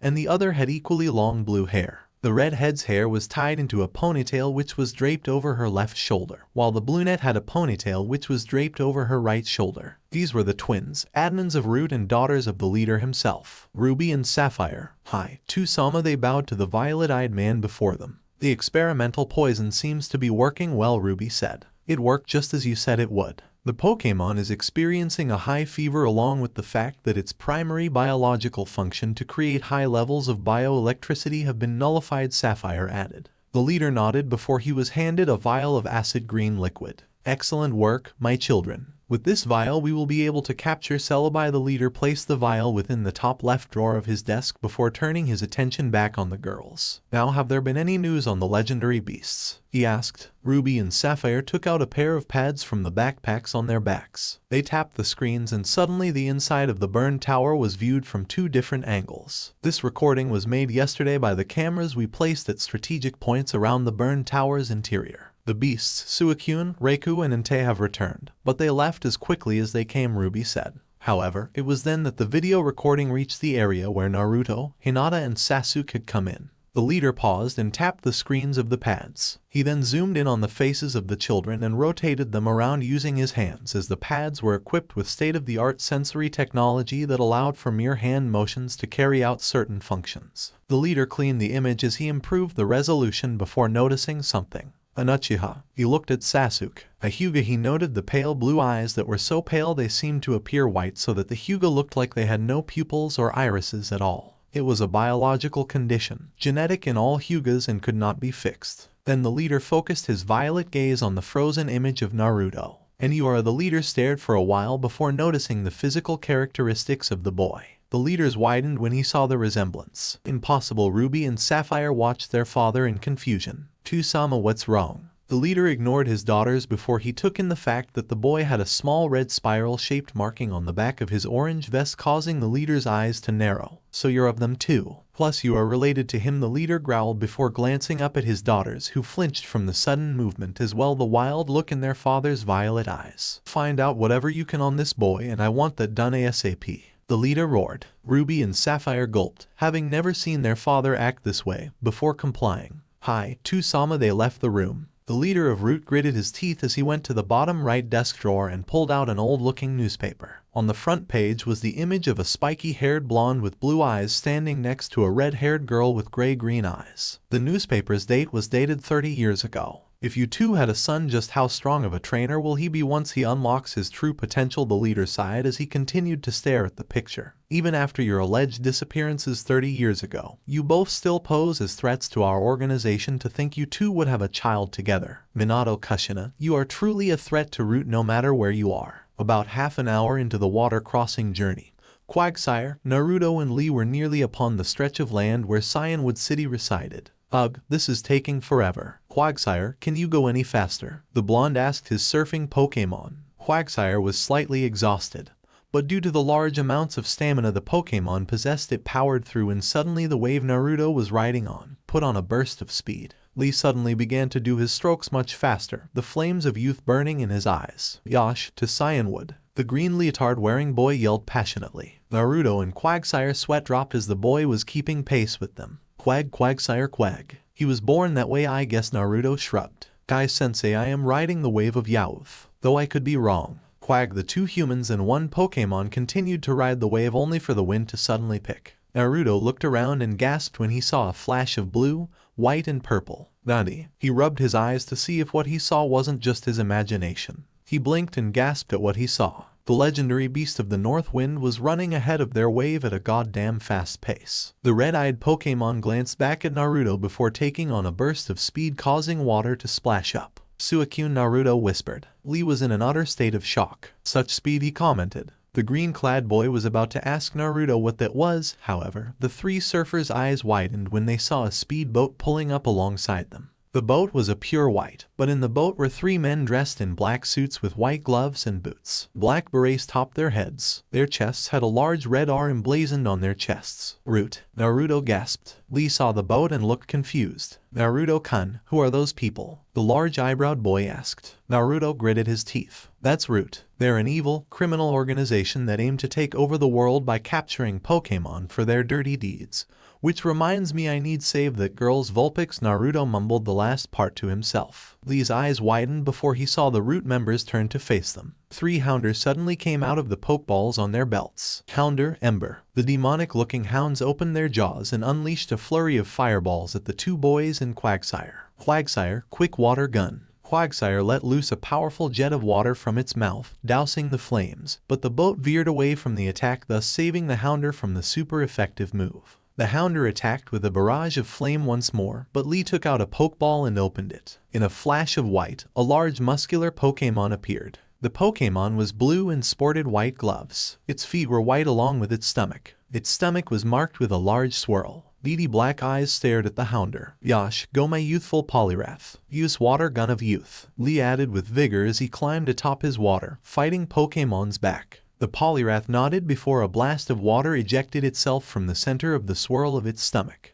The attack flew towards a Hounder and struck it hard in the chest, sending it to the floor of the boat and unconscious. Whoa, Naruto gaped. That was a strong water gun. The Root grunts gritted their teeth. Hey man, we don't have time to deal with those kids. Go after the legendary Pokemon. The driver of the boat nodded before moving the lever on the boat forward to up the speed of the boat. The boat rocketed forwards, but Naruto and Lee would have none of that. Quagsire, Mud Bomb. Poliwrath, stop them with water gun of youth. The mudfish Pokemon opened its mouth to eject a large spheroid of liquefied earth, while Poliwrath sent forth a powerful stream of water. The attacks landed just behind the boat, causing it to rear up on its bow. The Root members turned and one of them took out another Pokeball and sent it out. Out came a Weepinbell, the evolved form of Bellsprout. Weepinbell, Razor Leaf. The Root member commanded. The grass, poison type, nodded before sending forth two of its leaves that were attached to its sides. The leaves regrew as quickly as they were launched, and thus a barrage of razor-sharp leaves flew through the air towards the two water types. Quagsire, Mud Shot. Poliwrath, punch them down. Naruto's eyes widened when he saw Poliwrath's arms suddenly increase in speed as it was swimming.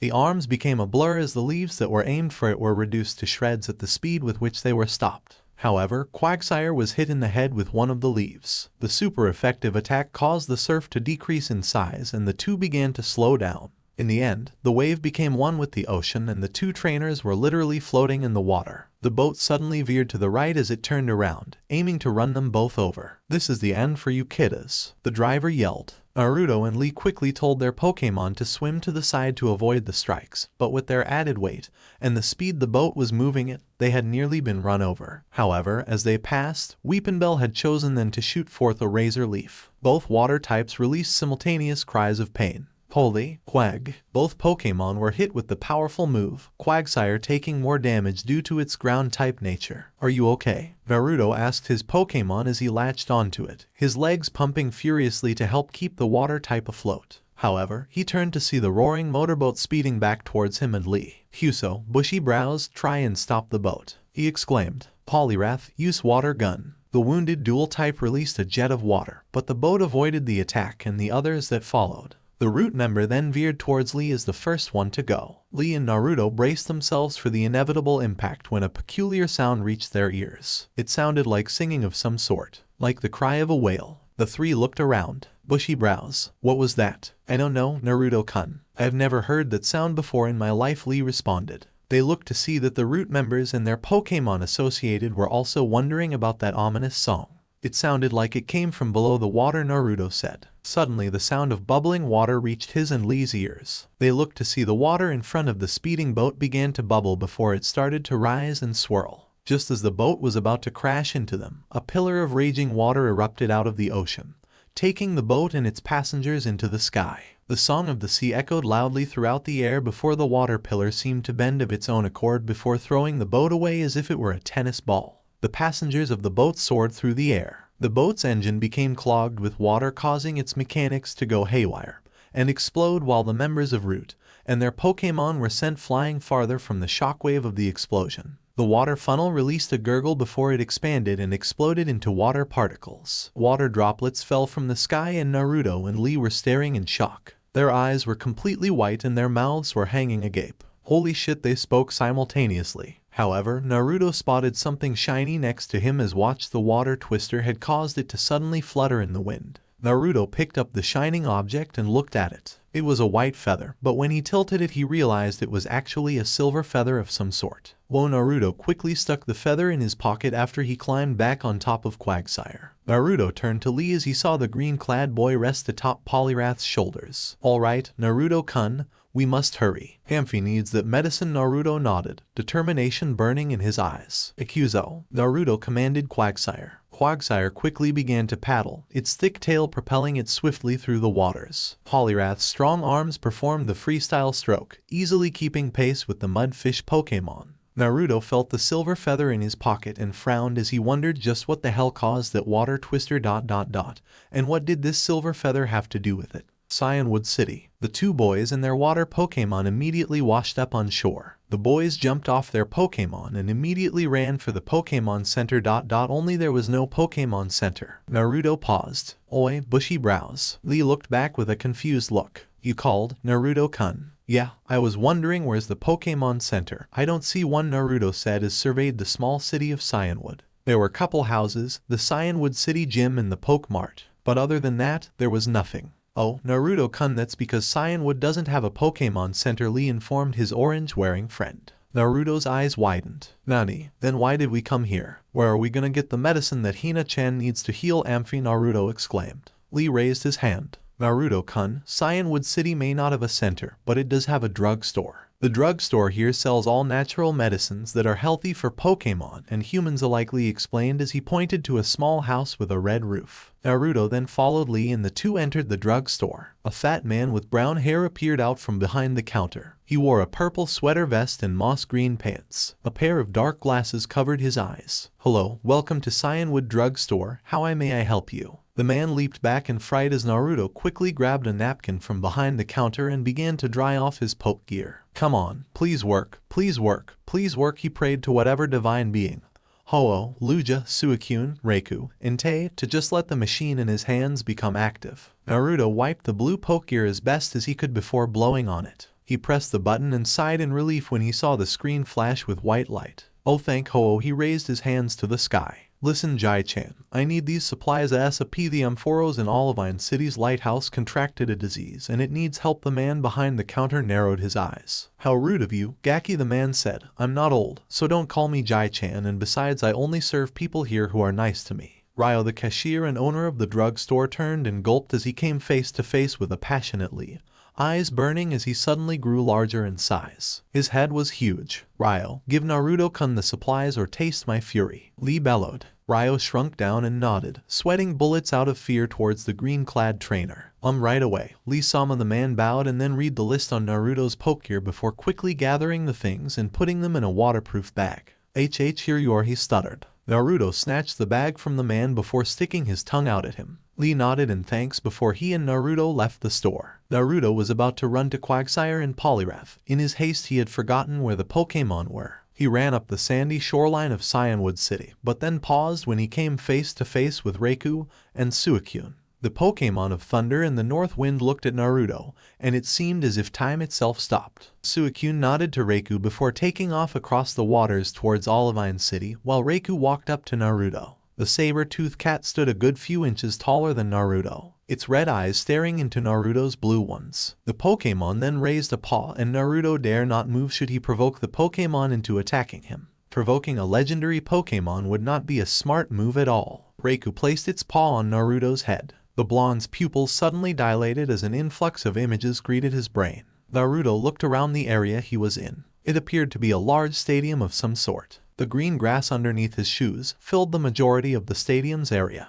A large battlefield stretched across the stadium. Naruto observed the area was in black and white, with shades of gray. He then looked at himself and saw that he was the only thing in color. This was really starting to creep him out as he was looking over the area wondering why it was void of color. Suddenly, Naruto's ears were assaulted by a loud noise. Hello ladies and gentlemen, welcome to the 31st Annual Johto League Silver Conference Victory Tournament, the announcer yelled into his microphone. Naruto gaped when he heard this. I'm in the Johto League Stadium, Naruto asked himself. He then heard the patting of paws against the grass. The blonde trainer's head turned to see the reincarnation of lightning and thunder standing beside him, also in color. He and Reiku, should they have been noticed, would have stuck out like a Pidgey in a flock of Spearow. Reiku then nudged Naruto with its head. The boy turned and looked at the tiger-like Pokemon. It was looking to its left and Naruto followed its gaze and his eyes widened when he came upon the sight of Hinata and Suicune, both in color. Hina-chan, Naruto-kun, what's going on? I was helping Amphi with its fever when this mist appeared in the lighthouse. Suddenly Suicune was in front of me and placed its tail on my forehead and I wound up here, Hinata explained. Naruto shrugged before turning to see both legendary beasts facing another direction. Naruto then realized something, and it was with this realization that he face-palmed. Oh no, what's wrong, Naruto-kun? I noticed that if Reiku appeared to me and Suicune appeared to you, then that means that they are appearing in front of the people they saw in the burned tower. And if me and Reiku are here, you're here with Suicune, then that means Dobe Hyuga. A third voice was heard. Hinata and Naruto turned to see Sasuke and Ninte, in color as well, walking up to them. Hey team, where the hell are we? I had just beat Kurenai and was heading for Olivine when Ninte pounced me. We don't know to tell you the truth, Hinata replied. Their conversation was then put on hold as the announcer we have many incredible trainers here today, so let's meet them, the announcer continued. Suddenly images of trainers appeared on a large screen. Many images of trainers flashed across the screen. Naruto saw that Shino's and Kiba's images were shown, as well as that of Suzuki Raizei, Naruto's new rival whom he had met back in Goldenrod City, the very same person who had lost her shiny Vulpix to Root. But then the screen suddenly became black. The crowd stared in shock. Mumbles echoed throughout the large stadium as they wondered what was happening before the screen turned back on. The three trainers and the legendary beasts watched as the screen portrayed the image of a pale-skinned man wearing a black suit. His face was hidden by the shadows of whatever area he was in. Hints of long red hair were shown to peek through the darkness, but his violet eyes were what stood out the most. A ring was worn on the man's finger, the red R of Root emblazoned as a crest on the ring's surface. Root, Naruto and Hinata spat out. The word left a bad taste in their mouths and Sasuke looked confused. Who are they? He asked. Root was an organization said to have been disbanded 30 years ago, but they suddenly chose now to come back and try and regain their former glory. They steal and hurt Pokemon all for the sake of their goal to take over the Johto, Kanto continent, Naruto growled. The legendary beasts joined in Naruto's growling before releasing their cries when the man began to speak. Welcome to the Pokemon League, you utterly useless people. Many years ago, we were thought to be disbanded, but now we have come back after 30 years of long hard work. We have finally been able to regain our glory. Root shall live. The adults in the crowd gasped at the mention of the familiar name. Memories of what the organization had done to try and achieve its goals 30 years ago filled their minds, and the stadium began to go into a panic. Suddenly the man started to laugh loudly before saying one phrase, "Behold, feel the wrath of a god, feel my true pain." The man chuckled before laughing loudly. Riku then released a tiger-like roar as it looked skyward. Naruto followed its gaze and gasped at what he saw. Two large shadows covered the stadium. Both shadows were in the shape of flying creatures. The shadows prevented their images from being completely visible. "Burns," the man on the screen yelled. Two sounds were heard. One sounded like the screech of an eagle and the second sounded like the same song Naruto had heard before that water twister appeared. "No way," the blonde gasped, "that song." And then ... the world around him became engulfed in blasts of wind and fire. Naruto gasped when Riku removed his paw. He clutched his chest, his heart was racing. He patted himself down to make sure he was still alive and sighed in relief when he realized he was. "What was that?" Naruto asked the Thunder Pokemon. The red-eyed tiger didn't give an answer, and Naruto was sure it wouldn't have given him one even if it could speak the human language. Riku then roared and vanished in a bolt of lightning. Suddenly, time began to move again and Naruto heard Lee calling out to him. Naruto turned to see the green-clad boy pointing at their Pokemon and telling him to hurry up. Naruto shook his head to clear it. "I'll think about that later. I'll tell Hina-chan when we help Amphi." Naruto thought. "I'm common bushy brows." Naruto ran to Quagsire and jumped atop the mudfish Pokemon's back. Lee climbed atop Poliwrath's and the two took off for Olivine once more. "Surf," Naruto commanded. Quagsire nodded before a large wave rose up and the current sped up, pushing them at even faster rate towards Olivine City. "Please let us make it in time." Olivine City. Hinata rubbed her aching skull. Time appeared as if it were frozen because she noticed Tenten had been staring at her without blinking for a few seconds and it was starting to creep her out. She looked and noticed Espion and Quilava were running towards her, fangs bared, but it was like someone hit the pause button on their remote control, and they were frozen mid-run. Hinata looked and saw Suicune standing before her still, the mist surrounding its body as if it were some sort of phantom. What was that? Is something going to happen at the Silver Conference? Is Naruto-kun going to be in danger? Hinata asked the incarnation of water in the north wind. The legendary beast didn't answer and Hinata was sure it wouldn't have even given her one in the end. Suicune then turned and glanced back at Hinata. A strong wind suddenly blew and even though the windows were all closed, Hinata covered her face to protect her eyes from the wind. But when she looked back up, Suicune was gone. Suddenly time began to flow back into motion. Hinata turned and saw Quilava and Espion running towards her. Before pausing, they looked around as if they had just forgotten the reason why they were running in the first place. Quil, Espion, both Pokemon looked around the room before looking at each other and shrugging before walking back to the saddened Tenten. Tenten released an audible sigh as she stroked Amphi's brow. The electric type was breathing rather heavily and it was breaking out into a cold sweat. The electricity that Flaffy was pumping into its system seemed to be losing its effect, as well as it seemed like Ampharos was starting to lose the battle against the disease as its immune system was beginning to fail due to the lack of electricity to keep the white blood cells active was dropping. "Where are those two? They should have been back by now," Tenten grumbled. Hinata turned to her, walking up to Amphi. The blue-black-haired girl wiped the electric type's brow with the moist towels that Nurse Shizune had supplied for them. "Don't worry, Tenten. Lee-san and Naruto-kun aren't the kind of people to let a Pokemon down, especially one as sick as Amphi. They will come back in time." Tenten looked at the smiling Hyuga and she glared. "How can you smile at a time like this? How can be so certain that they'll make it in time? What if they don't? Huh? What if Amphi?" Hinata placed a finger on Tenten's lips, causing her to become silent. "Tenten, have faith. That's all. Have faith in them. Have faith that they will return with the medicine. Just do that and you will be rewarded for your endeavors," the pale-eyed girl said. Tenten nodded, but a frown was still present on her face. Hinata then sat down and began to stroke Espion's fur when the purple feline jumped into her lap. About 10 minutes passed and Tenten was beginning to pace. "Things tended to get worse when you began to pace. Where are they? It's been like forever since we were waiting." "Where the hell are they?" Tenten yelled. Hinata remained silent, but she also was wondering where her blonde crush and the hyperactive extremist were. Suddenly there was a loud staccato as the sound of feet against stairs was heard. The two girls and 3 Pokemon watched as a panting Lee and Naruto were shown to be climbing the stairs. Naruto held the bag in one hand containing the medicine and gave a thumbs up with a foxy grin. "See, I told you," Hinata grinned at Tenten.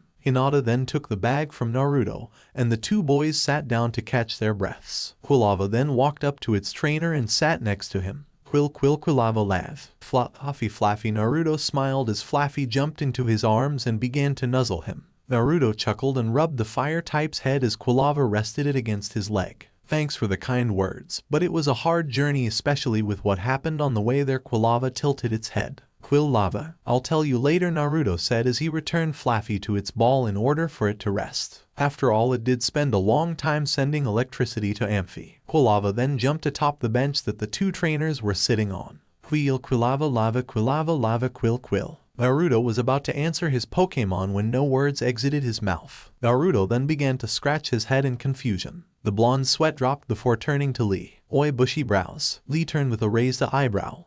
Why didn't we use the elevator instead of climbing 6 flights of stairs?" Lee raised his hand and his mouth opened to answer, but no words came out as Lee suddenly began to contemplate the reason himself. "I don't know. Why didn't we use the elevator?" Naruto and Lee adopted similar thinking poses. They then scratched their heads and patted their knees as they tried to move away. Quilava and Espion were laughing to themselves as they watched the two copy each other's movements without even realizing it. "Oi, Hina-chan, how's the medicine making going?" Naruto asked as he got up from the bench. Hinata looked over the ingredients in front of her and began to work on the cure. "It's going fine," she replied without looking up from the task at hand. She pounded the Oran and Pecha berries Naruto had gotten her while also mixing in a combined compound made with an antidote, paralyze heal and a burn heal. She mixed the solution formed into a bowl provided by Shizune during her routine checkups on the sick electric type. After that, Hinata turned to Naruto and pointed at her backpack. "Naruto-kun, go into my backpack and retrieve the bottle of mumu milk we had gotten from Asagi-san." Naruto complied and turned to Lee and told him to pass the milk. The green-clad boy went into the bag and took out the plastic bottle and threw it to Naruto. The blonde caught it before handing the bottle to Hinata. "Here you go," he grinned. Hinata smiled back at her crush, a slight blush on her face when he began to decrease the proximity between them in his venture to see what she was doing more closely. Naruto-kun, not to be rude, but you're kind of preventing me from making the cure with how close you are," she said a bit timidly. Naruto backed off. "Gomen nasai," he said, scratching the back of his head in embarrassment. "No trouble," she replied before taking the bottle of milk and mixed in with the mixture she just made. She then called over Quilava. "Heat please," she said. Quilava nodded and erected a small pillar of flame from its head. The mixture in the bowl began to heat and bubble. Vapors wafted in the air before Hinata took a small packet of antitoxin which was in the form of a yellow powder, and as well as a few pills. She handed these to Lee to hold. She then asked for the pills which Lee handed over. She placed the pills in Amphi's mouth before allowing the electric type to swallow them by using the liquid in the bowl to aid her. The light Pokemon gulped down each pill, one at a time, before it was given the antitoxin powder in small concentrations along with the liquid. After it was given the suitable amount of antitoxin, Hinata had Amphi drink the rest of the liquid in the bowl. Amphi released a burp before lying back down on the bed that it was given. A few minutes later,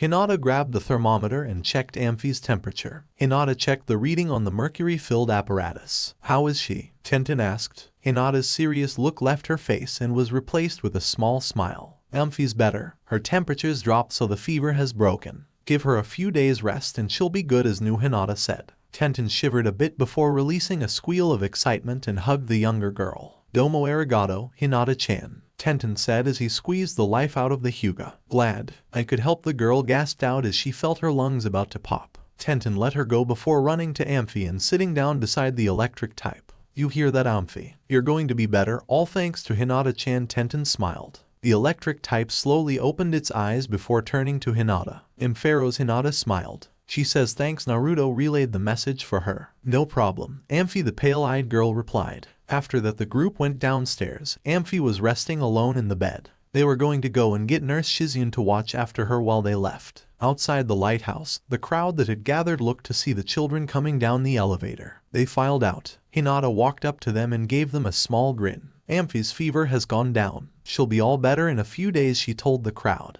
A loud cheer echoed throughout the crowd before they began to praise Hinata for her medical prowess and praise Naruto and Lee for their selfless act of going out to Cyanwood City to get the medicine. Nurse Shizune walked up to Hinata and bowed to her. Argiato, for saving Amphi. May I ask though, how did you know the cure? The black-haired woman asked. Hinata frowned. I saw the same case, but on a much lesser level at the Miltank Ranch on Route 39. Amphi's case was much worse. I have the list of supplies for the antidote upstairs on Amphi's floor, so you can go and stay there with her while also reading them through, Hinata explained. Shizune nodded. If you don't make it into contests, maybe you'd consider joining the medical corps.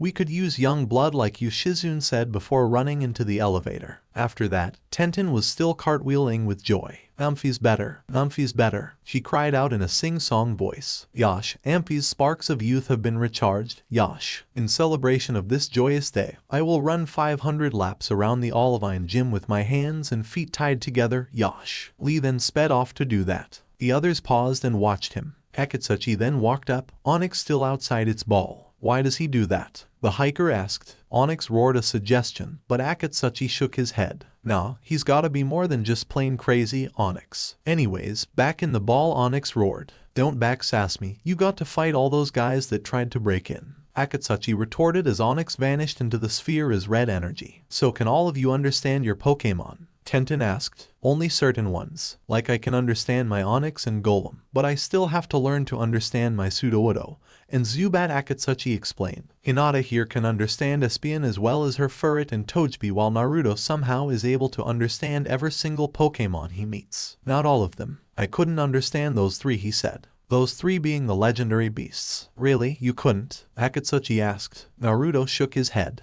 They all just sound like roars. Maybe they weren't even trying to talk, Naruto shrugged. Pardon my asking, but what are those three? Tenten asked. Naruto, Hinata and Akatsuchi looked at each other. They couldn't just tell. Yeah, it was just the legendary Pokemon. No big deal. By the way, they're scary as fuck. After a small, silent conversation, Naruto answered. A trio of Nidoking I saw in the dark cave a few days ago, Naruto lied. Akatsuchi and Hinata nodded. Hi, they nearly killed us when they used Earthquake, Hinata said. Managed to get out though when I had Onyx use Dig to have us tunnel out of the cave, Akatsuchi added. Dear Arceus, if lying were a sport they'd be gold medalists. Tenten bit the inside of her cheek as she felt like they were hiding something from her, but didn't press on the matter. After all, how do you say you're lying when you have a near-death experience with a trio of Nidoking? After a while, the group turned to see Lee still running around the gym. Oily, what number did you reach? Akatsuchi called out. 497. The green-clad boy called out. Everyone's eyes, except for Tenten's, bugged out of their heads. Nani? They exclaimed. Tenten sighed before taking out a pokeball.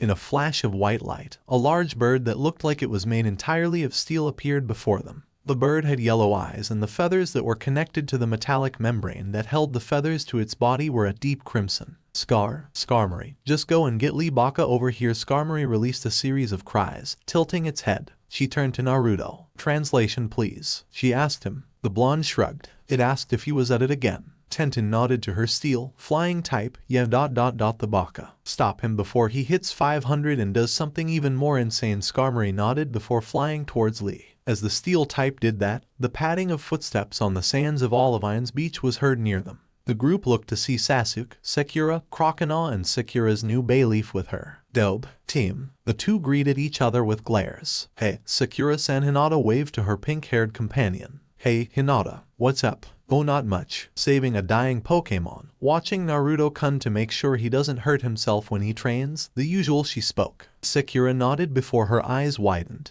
Wait, what was that first part about a dying Pokemon? Hinata looked at her innocently. What dying Pokemon? Oh look, your Chikorita evolved. Hinata immediately changed the subject. The Pinkette grinned at the praise as she saw Hinata stroke the dinosaur-looking Pokemon. Yeah, it evolved about a few hours ago, Sakura said. It's like Neji and Lee all over again, Tenten muttered as she saw the anime lightning begin to build up between Naruto and Sasuke. Suddenly, one Rock Lee plopped down next to her. Taking note of her annoyed expression, Lee got curious. Is something wrong? Tencha, the bushy-eyebrowed boy, paused mid-question as he saw the pink-haired, green-eyed beauty that was Sakura Haruno. An anime bubble background surrounded her face as she laughed, which to Lee was like heaven in vocal form. Tenten then gasped when Lee stood up, his hands free. When did you untie yourself? She asked. Lee didn't answer as he walked up to Sakura. Sakura turned from Hinata, noting that Sasuke and Naruto are still glaring at each other while Crocodile and Quilava were doing the same. Sakura sighed before turning to see Lee in front of her. Og, who the hell are you? Sakura gasped as she held onto Bayleaf's neck. The grass type seemed to make its equivalent of a laugh as it watched Sakura's frightened expression. Hello, I am Rock Lee, the blue beast of Johto. But you wear green. It's a memento to teacher, he explained. It still makes no sense why you say you're a blue beast when you obviously wear green. Lee chuckled nervously, blush adorning his cheeks. Hinata caught wind of the blood rush. Being an expert in the field of blushing herself, she saw that Sakura hadn't noticed it yet as she was too busy trying to understand the difference between green and blue. Anyways, Sakura-chan, I was wondering if you would like to go on a date with me. Your beauty knows no bounds, your eyes are like the emeralds, your hair is such a delightful, yet unnatural, shade of pink. Please be my girlfriend. Sakura's eyes widened and Sasuke and Naruto turned their attention from their glaring contest to the scenario before them. Quill, Froko, say what? The two rivals chorused. Sakura blinked before she looked the boy over and her eyes became extremely wide, turning pure white in shock. Her mouth an equilateral triangle, as she focused on his eyebrows. What the no way? Your eyebrows creep me out. See Lee, I told you, they creep people out. Tenten yelled at the boy as she slapped him upside the head. The blue beast of Johto slumped his shoulders before getting back up. Besides, I only have eyes for Sasuke-kun. Sasuke groaned. Why can't you find someone else? The raven-haired boy grumbled. Because you're Sasuke-kun. No can replace you, Sasuke-kun, she chided. Sasuke face-palmed before seeing a fire burning in Lee's eyes. Nani? Yash, in order to win Sakura-chan's heart I shall fight you, Sasuke-kun, in a Pokemon battle. As the gym leader of Cyanwood City, I shall not be defeated, Yash. The world suddenly felt like it stopped spinning for those few moments. The water stopped crashing against the rocks, bird Pokemon stopped cooing. Everything was silent until Nani. The exclamation was enough to comically send Lee flying through the air from the wind generated from the group's combined roar of disbelief. Sasuke merely quirked an eyebrow. You're a gym leader, bushy brows, Naruto exclaimed. Lee got up and dusted the sand off himself before nodding. Yeah, why? It is not that big of a deal, is it? Sakura was the one to answer that question. Not big of a deal my ass, you're about 1 year our senior. That's pretty young to be a gym leader. Sakura yelled. Lee shrugged. What do you mean? Tenten's a gym leader too. Olivine City's leader to be specific, and I don't see you guys yelling at her. Lee informed them. The group's eyes widened even further as they saw the bun-haired girl as she was stroking Skarmory. The brown-haired girl chuckled nervously before giving a small wave. It's true. I took over a few months ago since my older cousin, Mikan, took a trip to the Sinnoh region. My parents own a steel mill up in Kanto region near Vermilion City, so they are up there right now. I'm here alone taking care of the gym, and the thing is that I'm the only trainer in my family, so I was the obvious choice to take over with Jasmine gone. Understandable. With Tenten being the only trainer in her family, it was obvious that she would be the next one to take over the gym. Sakura turned to Lee. So what's your story? Lee's eyes suddenly brightened as he jumped atop a nearby rock. It was a dark and stormy night. I was alone training in the wilderness and Lee, stop with the theatrics and get down from there. You're gonna hurt yourself. Lee frowned and cried anime tears. Why must you ruin the moment, Ten-chan? Because you're being stupid. Now hurry and tell them how you became a gym leader. Lee nodded as he instantly stopped crying, causing people and Pokemon alike to sweat drop. This idiot's a gym leader, Sasuke thought. Alright, well, it all started back when Tenten, Hinata's cousin, Neji, and we had joined after meeting each other on the road one day. It was pure coincidence that we met each other, but in the end we became relatively inseparable. Lee began.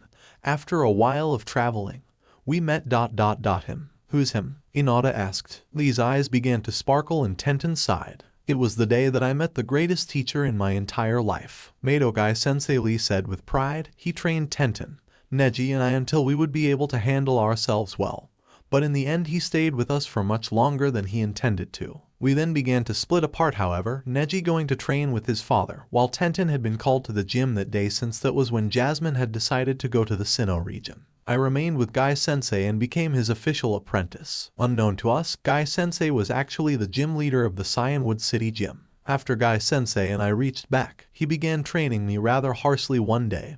His routines become much more dangerous, I believe the right word would be. Then one day in the middle of my training where he had me and my Pokemon fight off his Machamp. Hold it, Naruto yelled. Huh? You're telling me you actually fought with your Pokemon? The blonde asked. Lee nodded. Yeah, Guy-sensei said that the Pokemon is only as strong as its trainer, and in order to strengthen the Pokemon, the trainer must grow as well. Such wise words. Lee nodded his head. That ... is so cool, Naruto said with stars in his eyes. Lee grinned widely as he gave the nice guy pose. It is, isn't it? Yeah, so back to the story, Akatsuchi said. Lee cleared his throat before continuing. Very well. As I was saying, in the middle of my training, a man had come with a message for Guy-sensei. It was from the Pokemon League telling him that their Elite Four member, Seba, had retired at the age of 74 to finally settle down from his life of battling. Guy-sensei was chosen to be his replacement in the Elite Four. Of course, Guy-sensei accepted since it's not every day you become a member of the Elite Four, Lee said.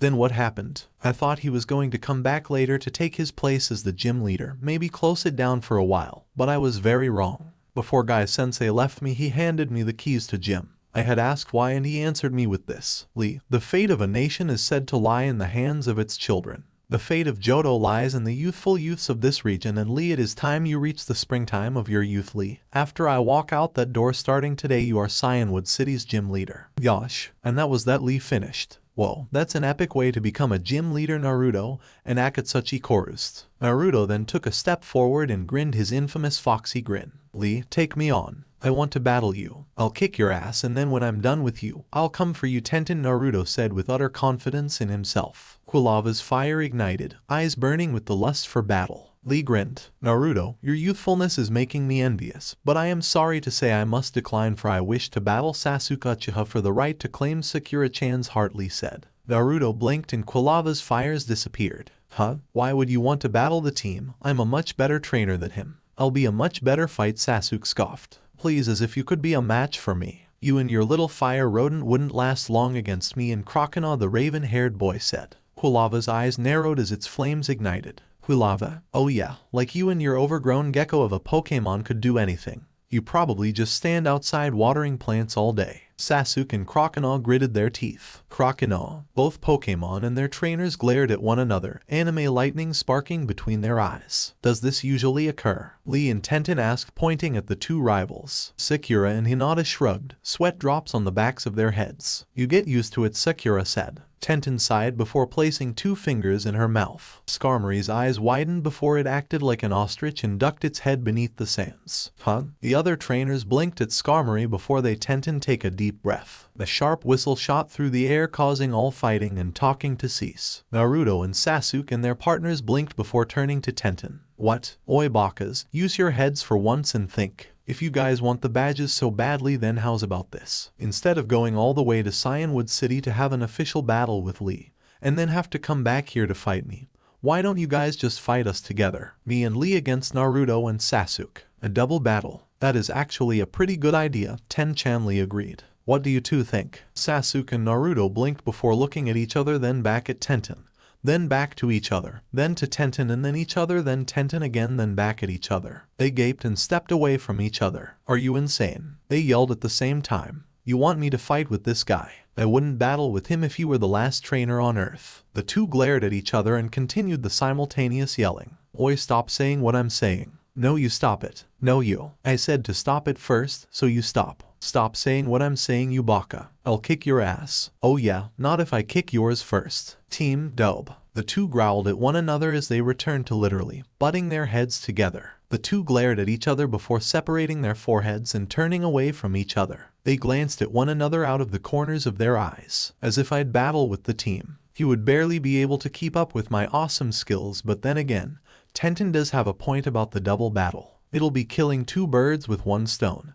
And I guess Sasuke is kinda strong, maybe it won't be so bad. PFFT, stupid dope, as if I'd let him battle with me. I am an Uchiha elite, I don't need some dope dragging down my skills. However, Bun does have a point with that double battle thing. Guess I'll have to put aside my pride, but only this once, and Naruto is actually a decent trainer. After this, it's goodbye Naruto. The two rivals sighed at the same time before turning and clasping their hands in a handshake. Truce. What? The group was shocked at the sudden change of heart, but you guys were just at each other's throats. Well, we came to a compromise, Naruto said. Yeah, and besides, I'm only doing this thing once. It's a one-time thing, and it's only for me to get those badges. After that, Sakura, we're gone. But my contest, Sakura said. There are other towns with smaller contests there. You can take those, the trainer of Crocodile argued. But this one is much better than the others. It's actually going to take place outdoors, Sakura whined. Sasuke turned, but he suddenly backed up when he saw Sakura using the puppy dog eyes on him. Crap, not again, he thought. This was she got him to stay for the one in Violet City. His Uchiha will cracked, but he remained strong before the might that is the wobbly eyes and pout of the puppy dog eyes. Curse that thing. No, he sighed in relief when she stopped. Sakura then backed off, frowning at the meanness of the Uchiha, before turning to Hinata, and the two girls began to talk about the contests. Alright, you two, my gym is bigger than Lee's anyway, so it would be easier for us to fight here. Why? Are your Pokemon that big? Akatsuchi joked. However, he paled when he saw the wide grin on Tenten's face. Oh yeah, he's a big guy. Besides, Skarmory here needs room to fly when I use him. Isn't that right? Skarmory released a cry before flying over to the gym. Olivine City Gym. Tenten and Lee took their places on one side of the gym, while Naruto and Sasuke took the opposite end. Hinata, Sakura, Akatsuchi, Bayleaf and Espion were sitting on the sidelines. Tenten clapped her hands and the lights turned on. The large battlefield was then revealed. Wow, that's a big battlefield, Naruto commented. Sasuke remained silent, but the slight movement of his eyebrow showed what little surprise he felt. Alright, are you boys ready? Tenten asked. Naruto and Sasuke looked at one another, glaring once more, but nodded. Mogi-san, Tenten yelled out. Suddenly, the side door to the gym opened, revealing a young 10-year-old girl. She had brown hair tied up into two large things. She wore a pink shirt underneath a black vest and had on a dark green skirt. She wore a pair of white socks and black sneakers to complete her outfit. "Ya, Tenten," the young girl called out. "Oi, what's that little girl doing here?" "Hey, I'm not little, I'm 10 years old," Mogi huffed. Tenten's sweat dropped at that before walking over and dragging the smaller girl to the referee's stand. "She's my ref," Naruto Tenten informed the blonde. "Besides, this way I get to have a ref without paying. I get it for free," she added cheekily. "You cousins or something?" Akatsuchi asked. Tenten shrugged. "Second cousin on my dad's side," she answered. "Alright, Mogi-san, no distracting the challengers, okay? I know you want me to win, but it'll be unfair if I win under those conditions." "MK, Tenten." Mogi grinned before pulling out a red and green flag out of nowhere. Tenten then told Mogi about the match and what the rules were before leaving the girl to her devices. "Okay, this is a double battle. The gym leader of Cyanwood City, Rock Lee, and Olivine City, Tenten, against the challengers, Naruto Uzumaki and Sasuke Uchiha from New Bark Town. Each trainer is allowed the use of 2 Pokemon. When all 4 Pokemon on either side of the battlefield have been defeated, the match is over. Challengers are permitted the use of 4 items each, while the gym leaders are permitted 1 item each," Mogi announced before raising her flags. "She's rather loud," Sakura commented. "You're one to talk," Akatsuchi mumbled. "What was that?" The Pinkette glared.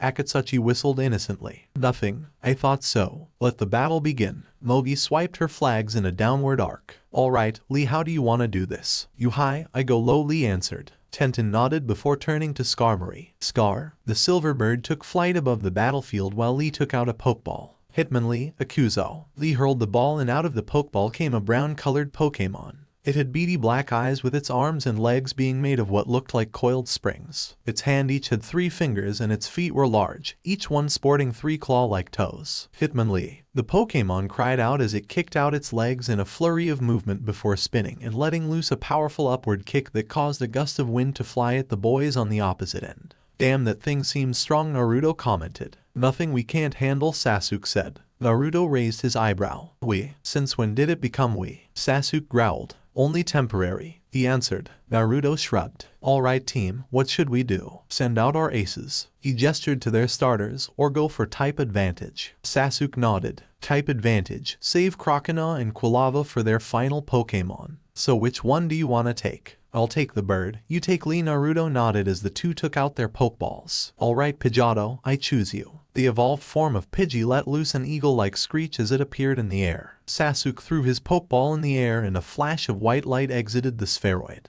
The Pokemon that came out was a small black Pokemon. Its hands were actually 2 ice blue covered claws that were stiffly joined together, making them look like it was a single claw. Its feet were covered in white fur. Its head had a large pink feather protruding out of it. Its small ears twitched and its mischievous yellow eyes seemed to shine. "Sneasel," the ice type cried out. "When did you get that?" Naruto asked. "I wasn't lazing around the entire time," Dobe Sasuke answered. Naruto smirked. "Well, let's get this over with," Team Naruto said. Pidgeotto, Gust. Sneasel, Ice Shard. Pidgeotto flapped its wings, sending a large tornado speeding towards Hitmonlee, while Sneasel released a barrage of icy projectiles at Skarmory. Tusk, type advantage won't work against me in Ten-chan, Lee said. Tenten grinned. Let's show these rookies what it means to be a gym leader, Tenten said. Hitmonlee, Rolling Kick. Skarmory, Steel Wing. Hitmonlee vanished out of sight as soon as it took one step forward, surprising both Naruto and Pidgeotto. Fast, he muttered. Suddenly, the kicking Pokemon appeared in Pidgeotto's face. Hitmonlee spun in the air and crashed a powerful kick to the side of Pidgeotto's face, sending it flying through the air. Skarmory was barrel rolling through the ice shard before its wings suddenly shone brighter than before. Sneasel quickly backflipped and avoided the attack from Skarmory, but Sneasel was sent skidding back by the wind produced when Skarmory missed, as it showed off just how fast Skarmory was moving.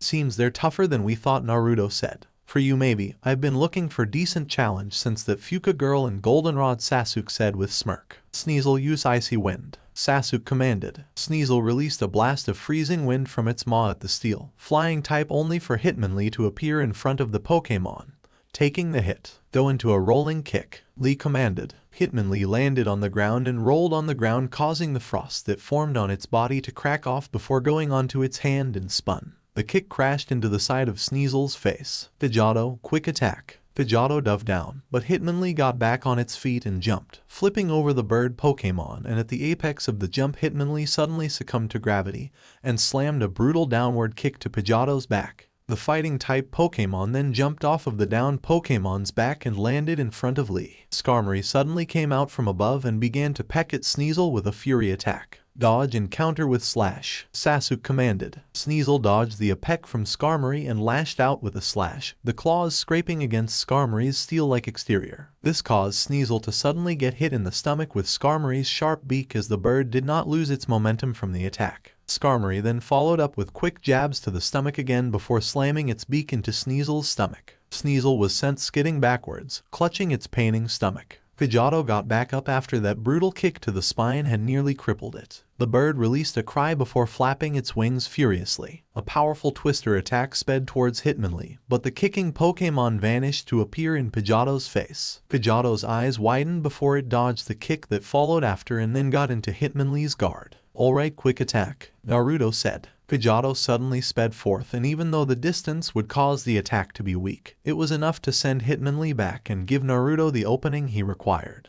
Gust. Pidgeotto flapped its wings and a gray twister shot towards Hitmonlee, sending it flying back from the super effective move. However, Skarmory attacked from above and crashed a powerful steel wing to its fellow flying type side. However, before it get past Pidgeotto after the strike, Sneasel appeared in its face and took a deep breath. A powerful gust of wind mixed with ice particles flew forth and struck the flying type and sent the Pokemon back. However, Skarmory performed a loop-de-loop so it would right itself in midair before flapping its wings. Air Cutter. Skarmory let out a cry and complied with its trainer's command. Multiple arcs of compressed air flew through the air before crashing into both Pokemon, sending flying back. Sneasel, use Ice Shard to fight them off. Sneasel flipped in the air before leaping off the wall and atop Pidgeotto's back and let loose a barrage of ice shards. The arcs of air continued to come at them as Pidgeotto flew around them, but Sneasel's ice shards were being cut into two as they met the air cutter attacks. Pidgeotto, Twister and Gust. Sneasel, Icy Wind.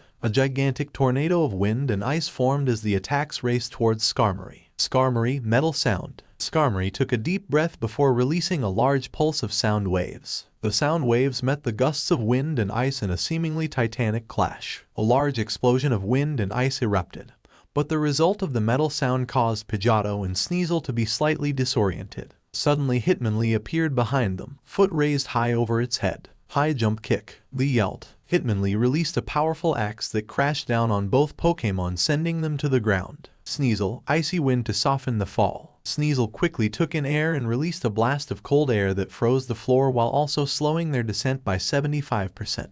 Nice save, Naruto commented. Sasuke nodded. They're fast, Sasuke said. Too fast, not even Pidgeotto's eyes were able to keep up with the speed Hitmonlee moved at, and it was only because it was a repeat tactic that we were able to dodge the kick, Naruto said. Shit, they're coming. Sneasel, use agility then use Slash. Sneasel suddenly began to move in a blur of movement towards Skarmory, but Hitmonlee descended from above with a jump kick. Pidgeotto, Quick Attack. Pidgeotto's beak met Hitmonlee's foot in midair, saving the ice dark type from what could have been a fatal blow. Sneasel continued to run before jumping into the air. It spun and slashed at Hitmonlee, sending the fighting-type Pokemon through the air before Pidgeotto flew up and sent a gust of wind Sneasel's way, allowing it to speed through the air. Skarmory, dodge it, Tenton yelled. Skarmory barrel rolled, but as Sneasel landed on the wall and shot back and flipped before slamming a brutal downward slash attack to Skarmory's back. The attack hit with enough force to have Skarmory lose balance in the air. Alright, Pidgeotto, use agility and then quick attack. Pidgeotto nodded before vanishing in a blur of movement. It suddenly appeared in front Hitmonlee. The kicking Pokemon raised its arms and blocked the attack, but the Pokemon was still sent skidding backwards.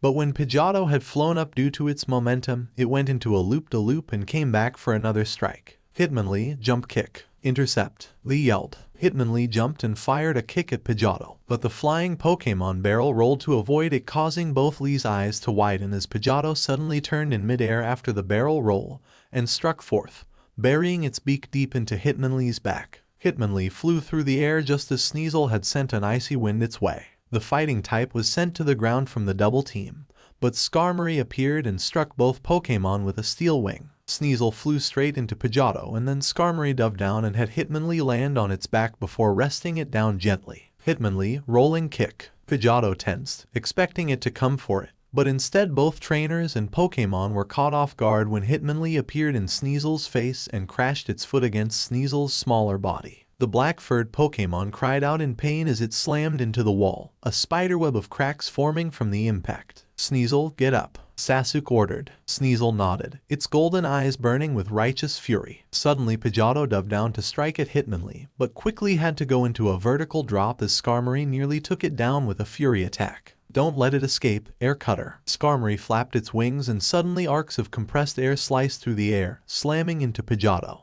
Pidgeotto was sent to the ground from the force. Hitmonlee quickly rolled to the side to avoid an icy wind and followed up with rolling kick to send Sneasel to the side. It then saw the down Pidgeotto and looked at its trainer. Use high jump kick on Pidgeotto, finish it. Hitmonlee nodded before leaping in the air. The Pokemon flipped to build momentum before descending to the ground. Hitmoon. The Pokemon was about to slam its foot down on the flying type when Pidgeotto's eyes suddenly glanced up and formed its equivalent of a smirk. Hitmonlee's eyes widened as it suddenly felt a force crash into its stomach. Faint attack, Sasuke muttered. Naruto smirked and looked at Sasuke. Not bad, team. Didn't you know you could move that fast, even with agility? Dope. Just shut up and let's finish this. Naruto nodded. No problem there, team. We've doing things a little bit on the solo side. Teamwork now. Let's get this over with, Sasuke said. Both boys suddenly gained a confident look in their eyes. Pidgeotto agility, then twister. Sneasel, icy wind. Pidgeotto suddenly blurred out of Hitmonlee's vision as it landed on the ground due to Skarmory catching it. Both Pokemon's eyes widened when they saw Pidgeotto flap its wings and Sneasel inhale deeply. Tadatoto. Pidgeotto cried out in effort as the dragon-type move swirled into existence. Ice and wind mixed into it as well as Sneasel expelled it from its maw.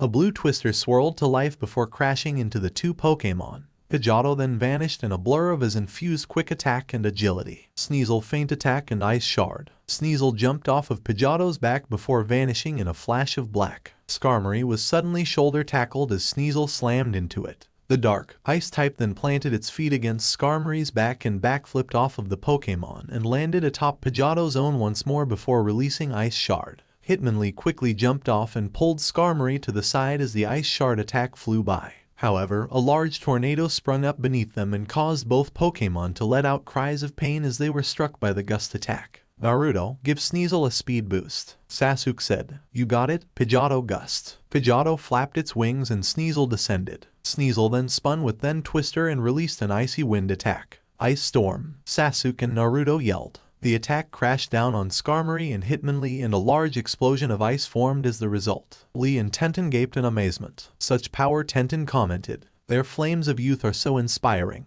Lee wept, causing Tenton to sweat drop. The smoke cloud cleared as Pidgeotto landed on the ground, revealing Sneasel standing victoriously atop Hitmonlee and Skarmory. They had swirls in their eyes to show that they had fainted. Mogi gaped in shock at how the Pokemon were knocked out. Hitmonlee and Skarmory are unable to be battle. She stuttered, her state of disbelief still present. Winners are Pidgeotto and Sneasel. Tenton, you suck. The 10-year-old yelled at Tenton. The The steel-type user's vein in her forehead bulged in anger. "Shut up, Mogi-san," Tenten roared. Mogi stuck her tongue out and blew a raspberry as the brown-haired girl. "They're actually really strong when they work together," Akatsuchi commented. "It's actually kind of hard to see those two actually doing anything other than arguing when with each other," Hinata added. "Sasuke-kun is the best." Sekira cooed. Bayleaf looked at its trainer and smiled. Bayleaf, what the? Everyone stopped talking when they saw Pidgeotto suddenly glow with white light. The flying, normal type grew much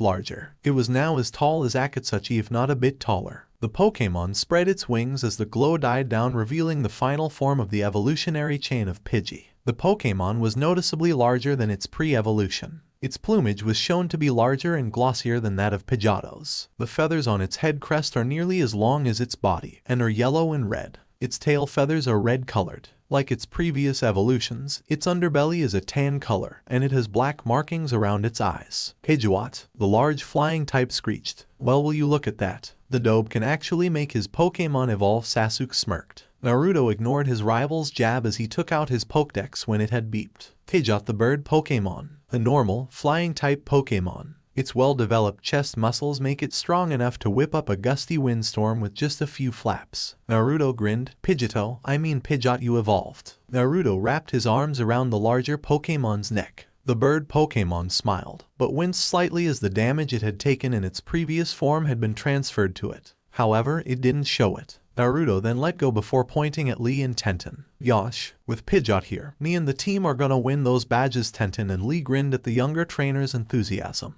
"Your youthfulness is indeed admirable, Naruto-kun. But just because your Pokemon evolved it does not mean you've beaten us yet." Tenten suddenly took out a large black Pokemon which had blue studs on it, a heavy ball. Lee took a regular Pokeball. "These are our strongest Pokemon," the two gym leaders said before throwing them. Akuzo. Both Pokemon appeared in flashes of white light. Steelix. Tenten's Pokemon was a large Pokemon that resembled a giant iron snake. It was a reflective, silvery gray, which reflected the sunlight, making it seem to shine. Body was made up of rock-like sections, some of which had massive rock spikes coming out of them. It had a massive head mainly made up of their jaw. The jaw was large and wide with sets of large square teeth inside. Along their bottom jaw were a pair of ridges indicating that the Steelix was male. Underneath the bottom jaw and chin, on the underside of the jaw, were small square domes. The head had two long ridges going from the eyes up to the top of their heads. Its jaws also had massive ridges where it met its skull. Its tail ended with a sharp point. "Poliwrath." Naruto pointed at it. "Oi, that's the same Poliwrath you used to swim to Cyanwood.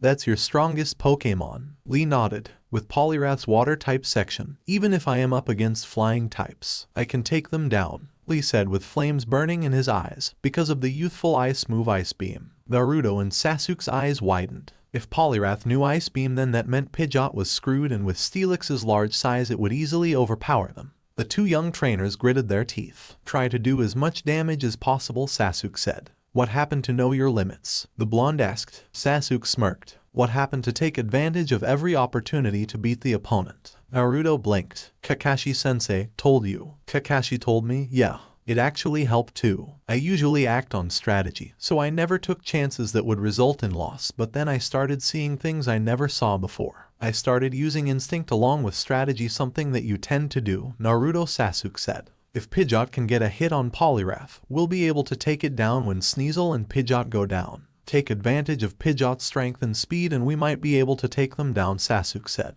Naruto nodded before turning back to the battlefield. Pidgeot gust on Poliwrath. Pidgeot nodded before taking to the skies, Sneasel atop its back. The large bird Pokemon gave a single flap of its wings and suddenly high-speed winds erupted out of the air, spiraling into a tornado. The tornado sped towards Poliwrath, but Steelix got in the way and took the attack. "With Steelix's steel-hard body, your flying-type moves will do little to no damage," Naruto. Tenten said. "Well, Steelix is part ground-type," Naruto said. Sasuke. "Sneasel Icy Wind." Sneasel leaped into the air and inhaled deeply before releasing its ice-cold breath. However, Poliwrath had unknowingly climbed atop Steelix. Poliwrath, Ice Beam. The more powerful ice-type move overpowered the Icy Wind and crashed into Sneasel. Sneasel was then sent flying into Pidgeot. The super effective move caused Pidgeot to cry out in pain, along with Sneasel. Tenten, right, Steelix, Iron Tail. Steelix's tail glowed brightly, before changing into a steel-silver color. Steelix gave a roar before slamming it down on the injured Pokemon. Pidgeot and Sneasel gritted their teeth as they groaned in pain,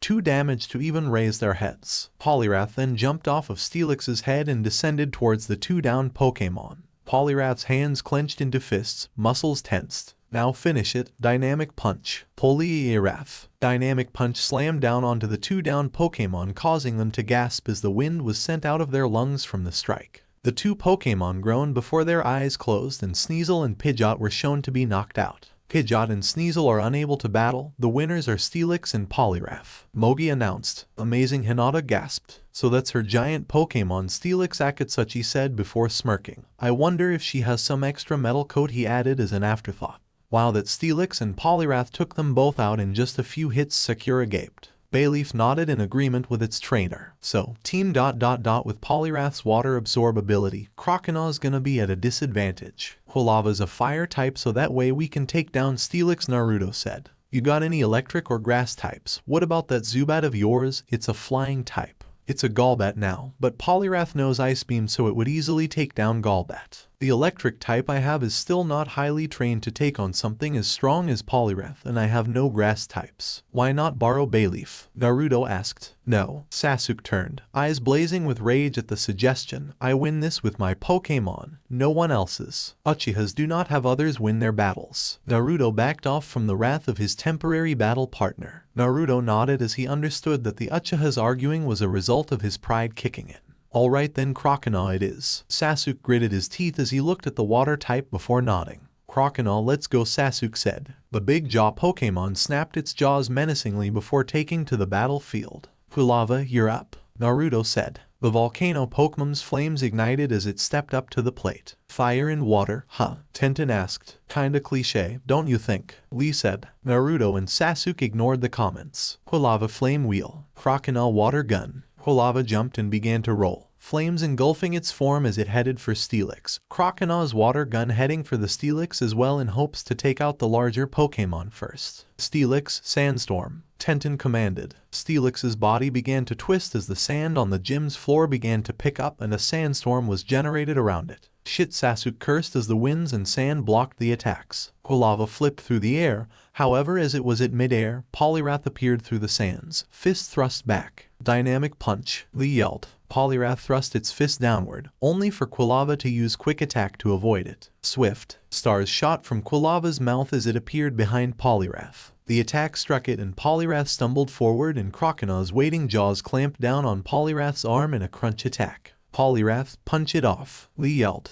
Poliwrath nodded before striking the big jaw Pokemon's lower jaw multiple times, causing its grip to loosen before another punch sent it flying. Teeth flew through the air as Croconaw's teeth were released by the impact of the punches. However, Croconaw's teeth were quickly replaced by the ones waiting beneath it. Quilava, Quick Attack, Naruto commanded. The volcano Pokemon raced towards Poliwrath and struck it in the back. Poliwrath turned to strike it with a water gun only for Quilava to move out of the way and strike it in the side. Ember, the fire attack sent Poliwrath skidding backwards before Croconaw appeared behind it. Use Ice Fang. The jaws of Croconaw glowed an ice blue color before clamping down on Poliwrath's leg. Ice crept up the limb as Croconaw let go. All the while, the three Pokemon that were not of the steel-type nature were being buffeted by the sandstorm's effect. Steelix, dig, Tenten commanded. Steelix's sandstorm ended before the steel type dug deep into the gym's floor. The floor rumbled as the tremors made by Steelix's digging threw the Pokemon off balance. Lee, the green-clad trainer, nodded. Years of training with Tenten had his Poliwrath able to remain stable under the tremors of Steelix's movements. Water gun on Quilava. Quilava tried to move out of the way, but Steelix's movements were restricting it from doing so and Poliwrath let loose a blast of water from the center of its spiral. Croconaw, intercept, Sasuke yelled. Croconaw sent forth a water gun of its own and the two attacks clashed, resulting in a makeshift sea spray. Poliwrath, use Focus Punch on the ground. Poliwrath focused its energy into its right fist. The fist glowed blue before it slammed the fist down on the ground. A trail of focused energy flew forth and sent Croconaw flying. Steelix, now, Tenten cried. The Iron Snake Pokemon burst out of the floor and smashed its against the smaller, airborne Pokemon.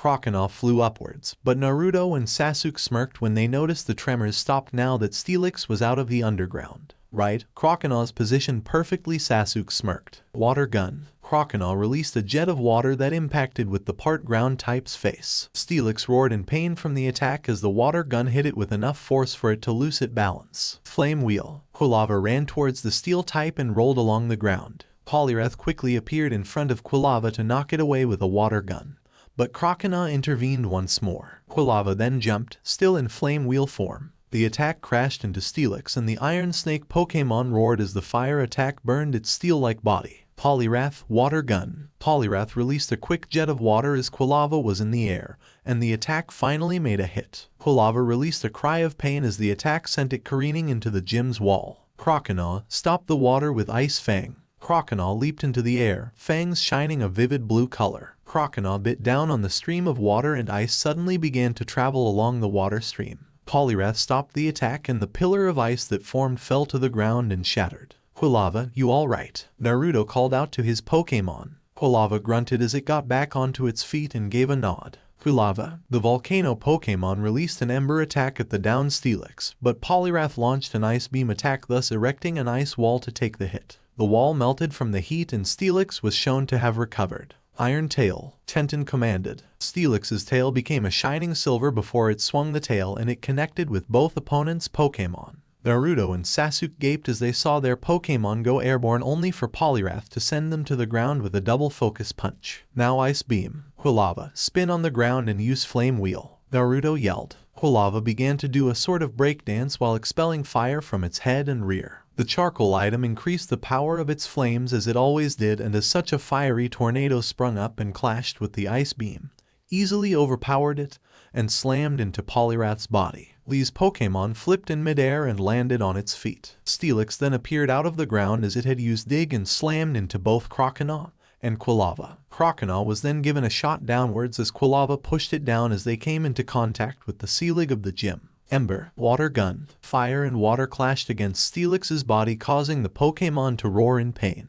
Poliwrath jumped up and slammed a swift dynamic punch to Croconaw's jaw, sending it soaring through the air along with its teeth, though those quickly regrew and spun and kicked Quilava in the face before hitting it with Focus Punch and followed up with Water Gun. Quilava, use Quick Attack when you hit the wall. Quilava backflipped in the air and used Quick Attack as it landed against the gym's wall. The volcano Pokemon slammed into Poliwrath's stomach, causing the tadpole Pokemon to cough as the wind was knocked out of its lungs. Now slam it down with your tail. Lee and Tenten watched as Poliwrath soared through the air before being slammed down by Croconaw's tail, as the Pokemon had done the same move as Quilava, except using Water Gun to propel itself. Tenten gritted her teeth. Steelix, Iron Tail. The Iron Snake Pokemon roared as it slowly got back up, tail glowing silver. It lashed out with its tail, but in its weakened state, it didn't have the strength to move it at the speed it previously used to, so Quilava and Croconaw managed to land atop the appendage before smirking at the Iron Snake. Croconaw let loose a Water Gun,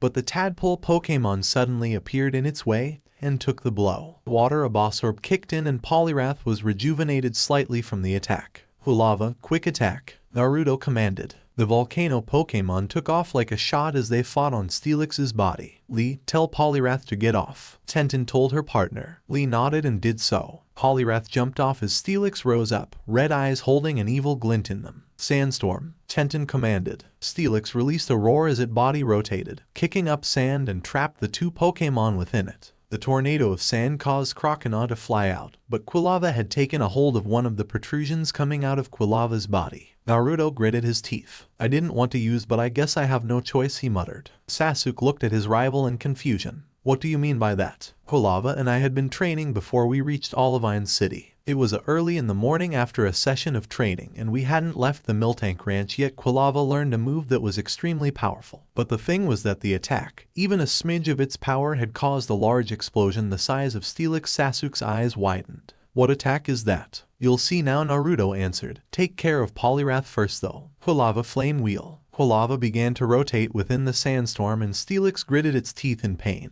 But the tornado of sand spun faster as it hoped to knock out Quilava with the continuous buffeting of sand particles. Poliwrath, take down Croconaw with Ice Beam. Lee said. Poliwrath launched an Ice Beam, but Croconaw leaped over it. Ice Fang on its legs. Sasuke ordered. Croconaw moved forth in a burst of speed and bit down on Poliwrath's legs. Ice spread over its limbs and the Pokemon froze in place. What the? Alright, finish it with crunch, Sasuke said. Croconaw's jaws opened wide and it bit down on Poliwrath's body. The fangs dug into the tadpole Pokemon's body, drawing a slight amount of blood as the teeth broke through the slippery skin on Poliwrath. Poliwrath cried out as the blinding pain flooded its body. Croconaw then squeezed down tighter before letting go. Poliwrath felt limp as Croconaw spun and crashed its tail into its body. Poliwrath spun in the air before slamming into the wall, a small hole forming. Alright, Poliwrath's down, Sasuke said. Naruto nodded as he saw the red glow in the sandstorm that was Quilava's flame wheel. Alright Quilava, it's time. The volcano Pokemon's fires suddenly increased in strength. The two gym leaders, Sasuke and the small audience, watched in shock as the volcano Pokemon caused the sandstorm attack to suddenly become glass from the extreme amounts of heat. Charcoal and blaze ability, Naruto explained to his rival. Sasuke's eyes widened as he saw the fire pillar shatter the glass tornado. Steelix wobbled a bit as Quilava landed on the ground. Steelix, pull through. Use Iron Tail. Steelix swung its tail, but Quilava avoided the attack and then its flames increased in size before changing from red and yellow to blue and white. What the? Blue flames? Everyone gasped. Hinata and Akatsuchi had never thought they would have seen it again since the time at Goldenrod City Gym when the blonde had taken down Fuka's Miltank. Alright, Quilava, do it. Quilava's eyes widened as they seemed to glow an evil crimson. The ground around Quilava suddenly began to glow red as the heat generated by Quilava seemed to stretch out around it. Quilava's flames then engulfed its body before it rose up and exploded over the battlefield. Lava plume, Naruto yelled. The attack took the form of a large wave of fire, similar to the shape of lava after it has been ejected from a volcano. The attack engulfed Steelix, causing the steel type to roar as its body was burnt like never before. Then with a final cry from the volcano Pokemon caused the flames to intensify and a large explosion occurred. The smoke cloud filled the entire gym before dying down. Wow, everyone stuttered. Croconaw and Sasuke gaped at their rivals as they saw Naruto smirking and Quilava was panting in exhaustion. Since when did the dobe get so powerful, Sasuke wondered. Steelix lay on the ground covered in numerous burns and was unconscious. Tenten and Lee were in shock as they saw the outcome of their battle. They won, the two gym leaders muttered. They won, the audience muttered. Mogi stared in silence, eyes wide and mouth agape. They won, she exclaimed. Cheers suddenly filled the gym as the unconscious gym leader's Pokemon lay defeated. Poliwrath was in a hole in the wall while Steelix was as still as a rock. However, just as Quilava and Croconaw walked back up to their trainers, the Pokemon looked at each other as they suddenly felt a tingling sensation around their bodies. Quilava, Quill. Croconaw, what do you mean you feel weird? Naruto's question was answered for him as Quilava and Croconaw glowed with white light. The light surrounded both Pokemon as they underwent evolution. Seems they both evolved with this battle, Sasuke said. Hey, we're awesome, trainer, what do you expect? Naruto grinned as he forcefully put his arm over his battle partner's shoulder. Get off of me. Shut up. You're ruining the moment, Sakura said as she bopped them both on the head. The light of evolution died down and Naruto and Sasuke looked up at the much taller Pokemon. Naruto's partner had grown to have a somewhat bear-like physique, with bulky thighs and a collar of fire around its neck. Its ears were thinner compared to Quilava's and lackier insides. Its face, underside, arms, and legs were a shade of cream, and its back was dark blue. On the fully evolved Pokemon's rear was a spiky, coarse fringe of its back fur. When its mouth opened, it was revealed to have a thick tongue. Its red eyes shone with power as the fur on its neck suddenly burst into flames. Sasuke's partner was now a big, bulky, bipedal crocodilian Pokemon. It was primarily blue with accentuations of red and yellow. Its jaws had increased in size and revealed 3 teeth as its mouth was closed, 2 from the lower jaw and 1 from the upper. It had 3 sets of spikes on its body, all of which possessed 3 prongs. The one on its back appeared to be larger than the others. There was also a bisected, V-shaped yellow pattern similar to the one it had as Totodile, but on the lower portion of its body, and between its thighs instead of its arms. Its irises changed from the ruby red it has in its previous evolutions, and they were now a golden yellow. Typhlosion, for alligator. Stay tuned for part 6. Do subscribe, like and share for more such videos. Also check out the story and author KitsuneDragon on FANFICTIONnet. Press the bell icon to be notified first on release. See you in the next video, till then goodbye.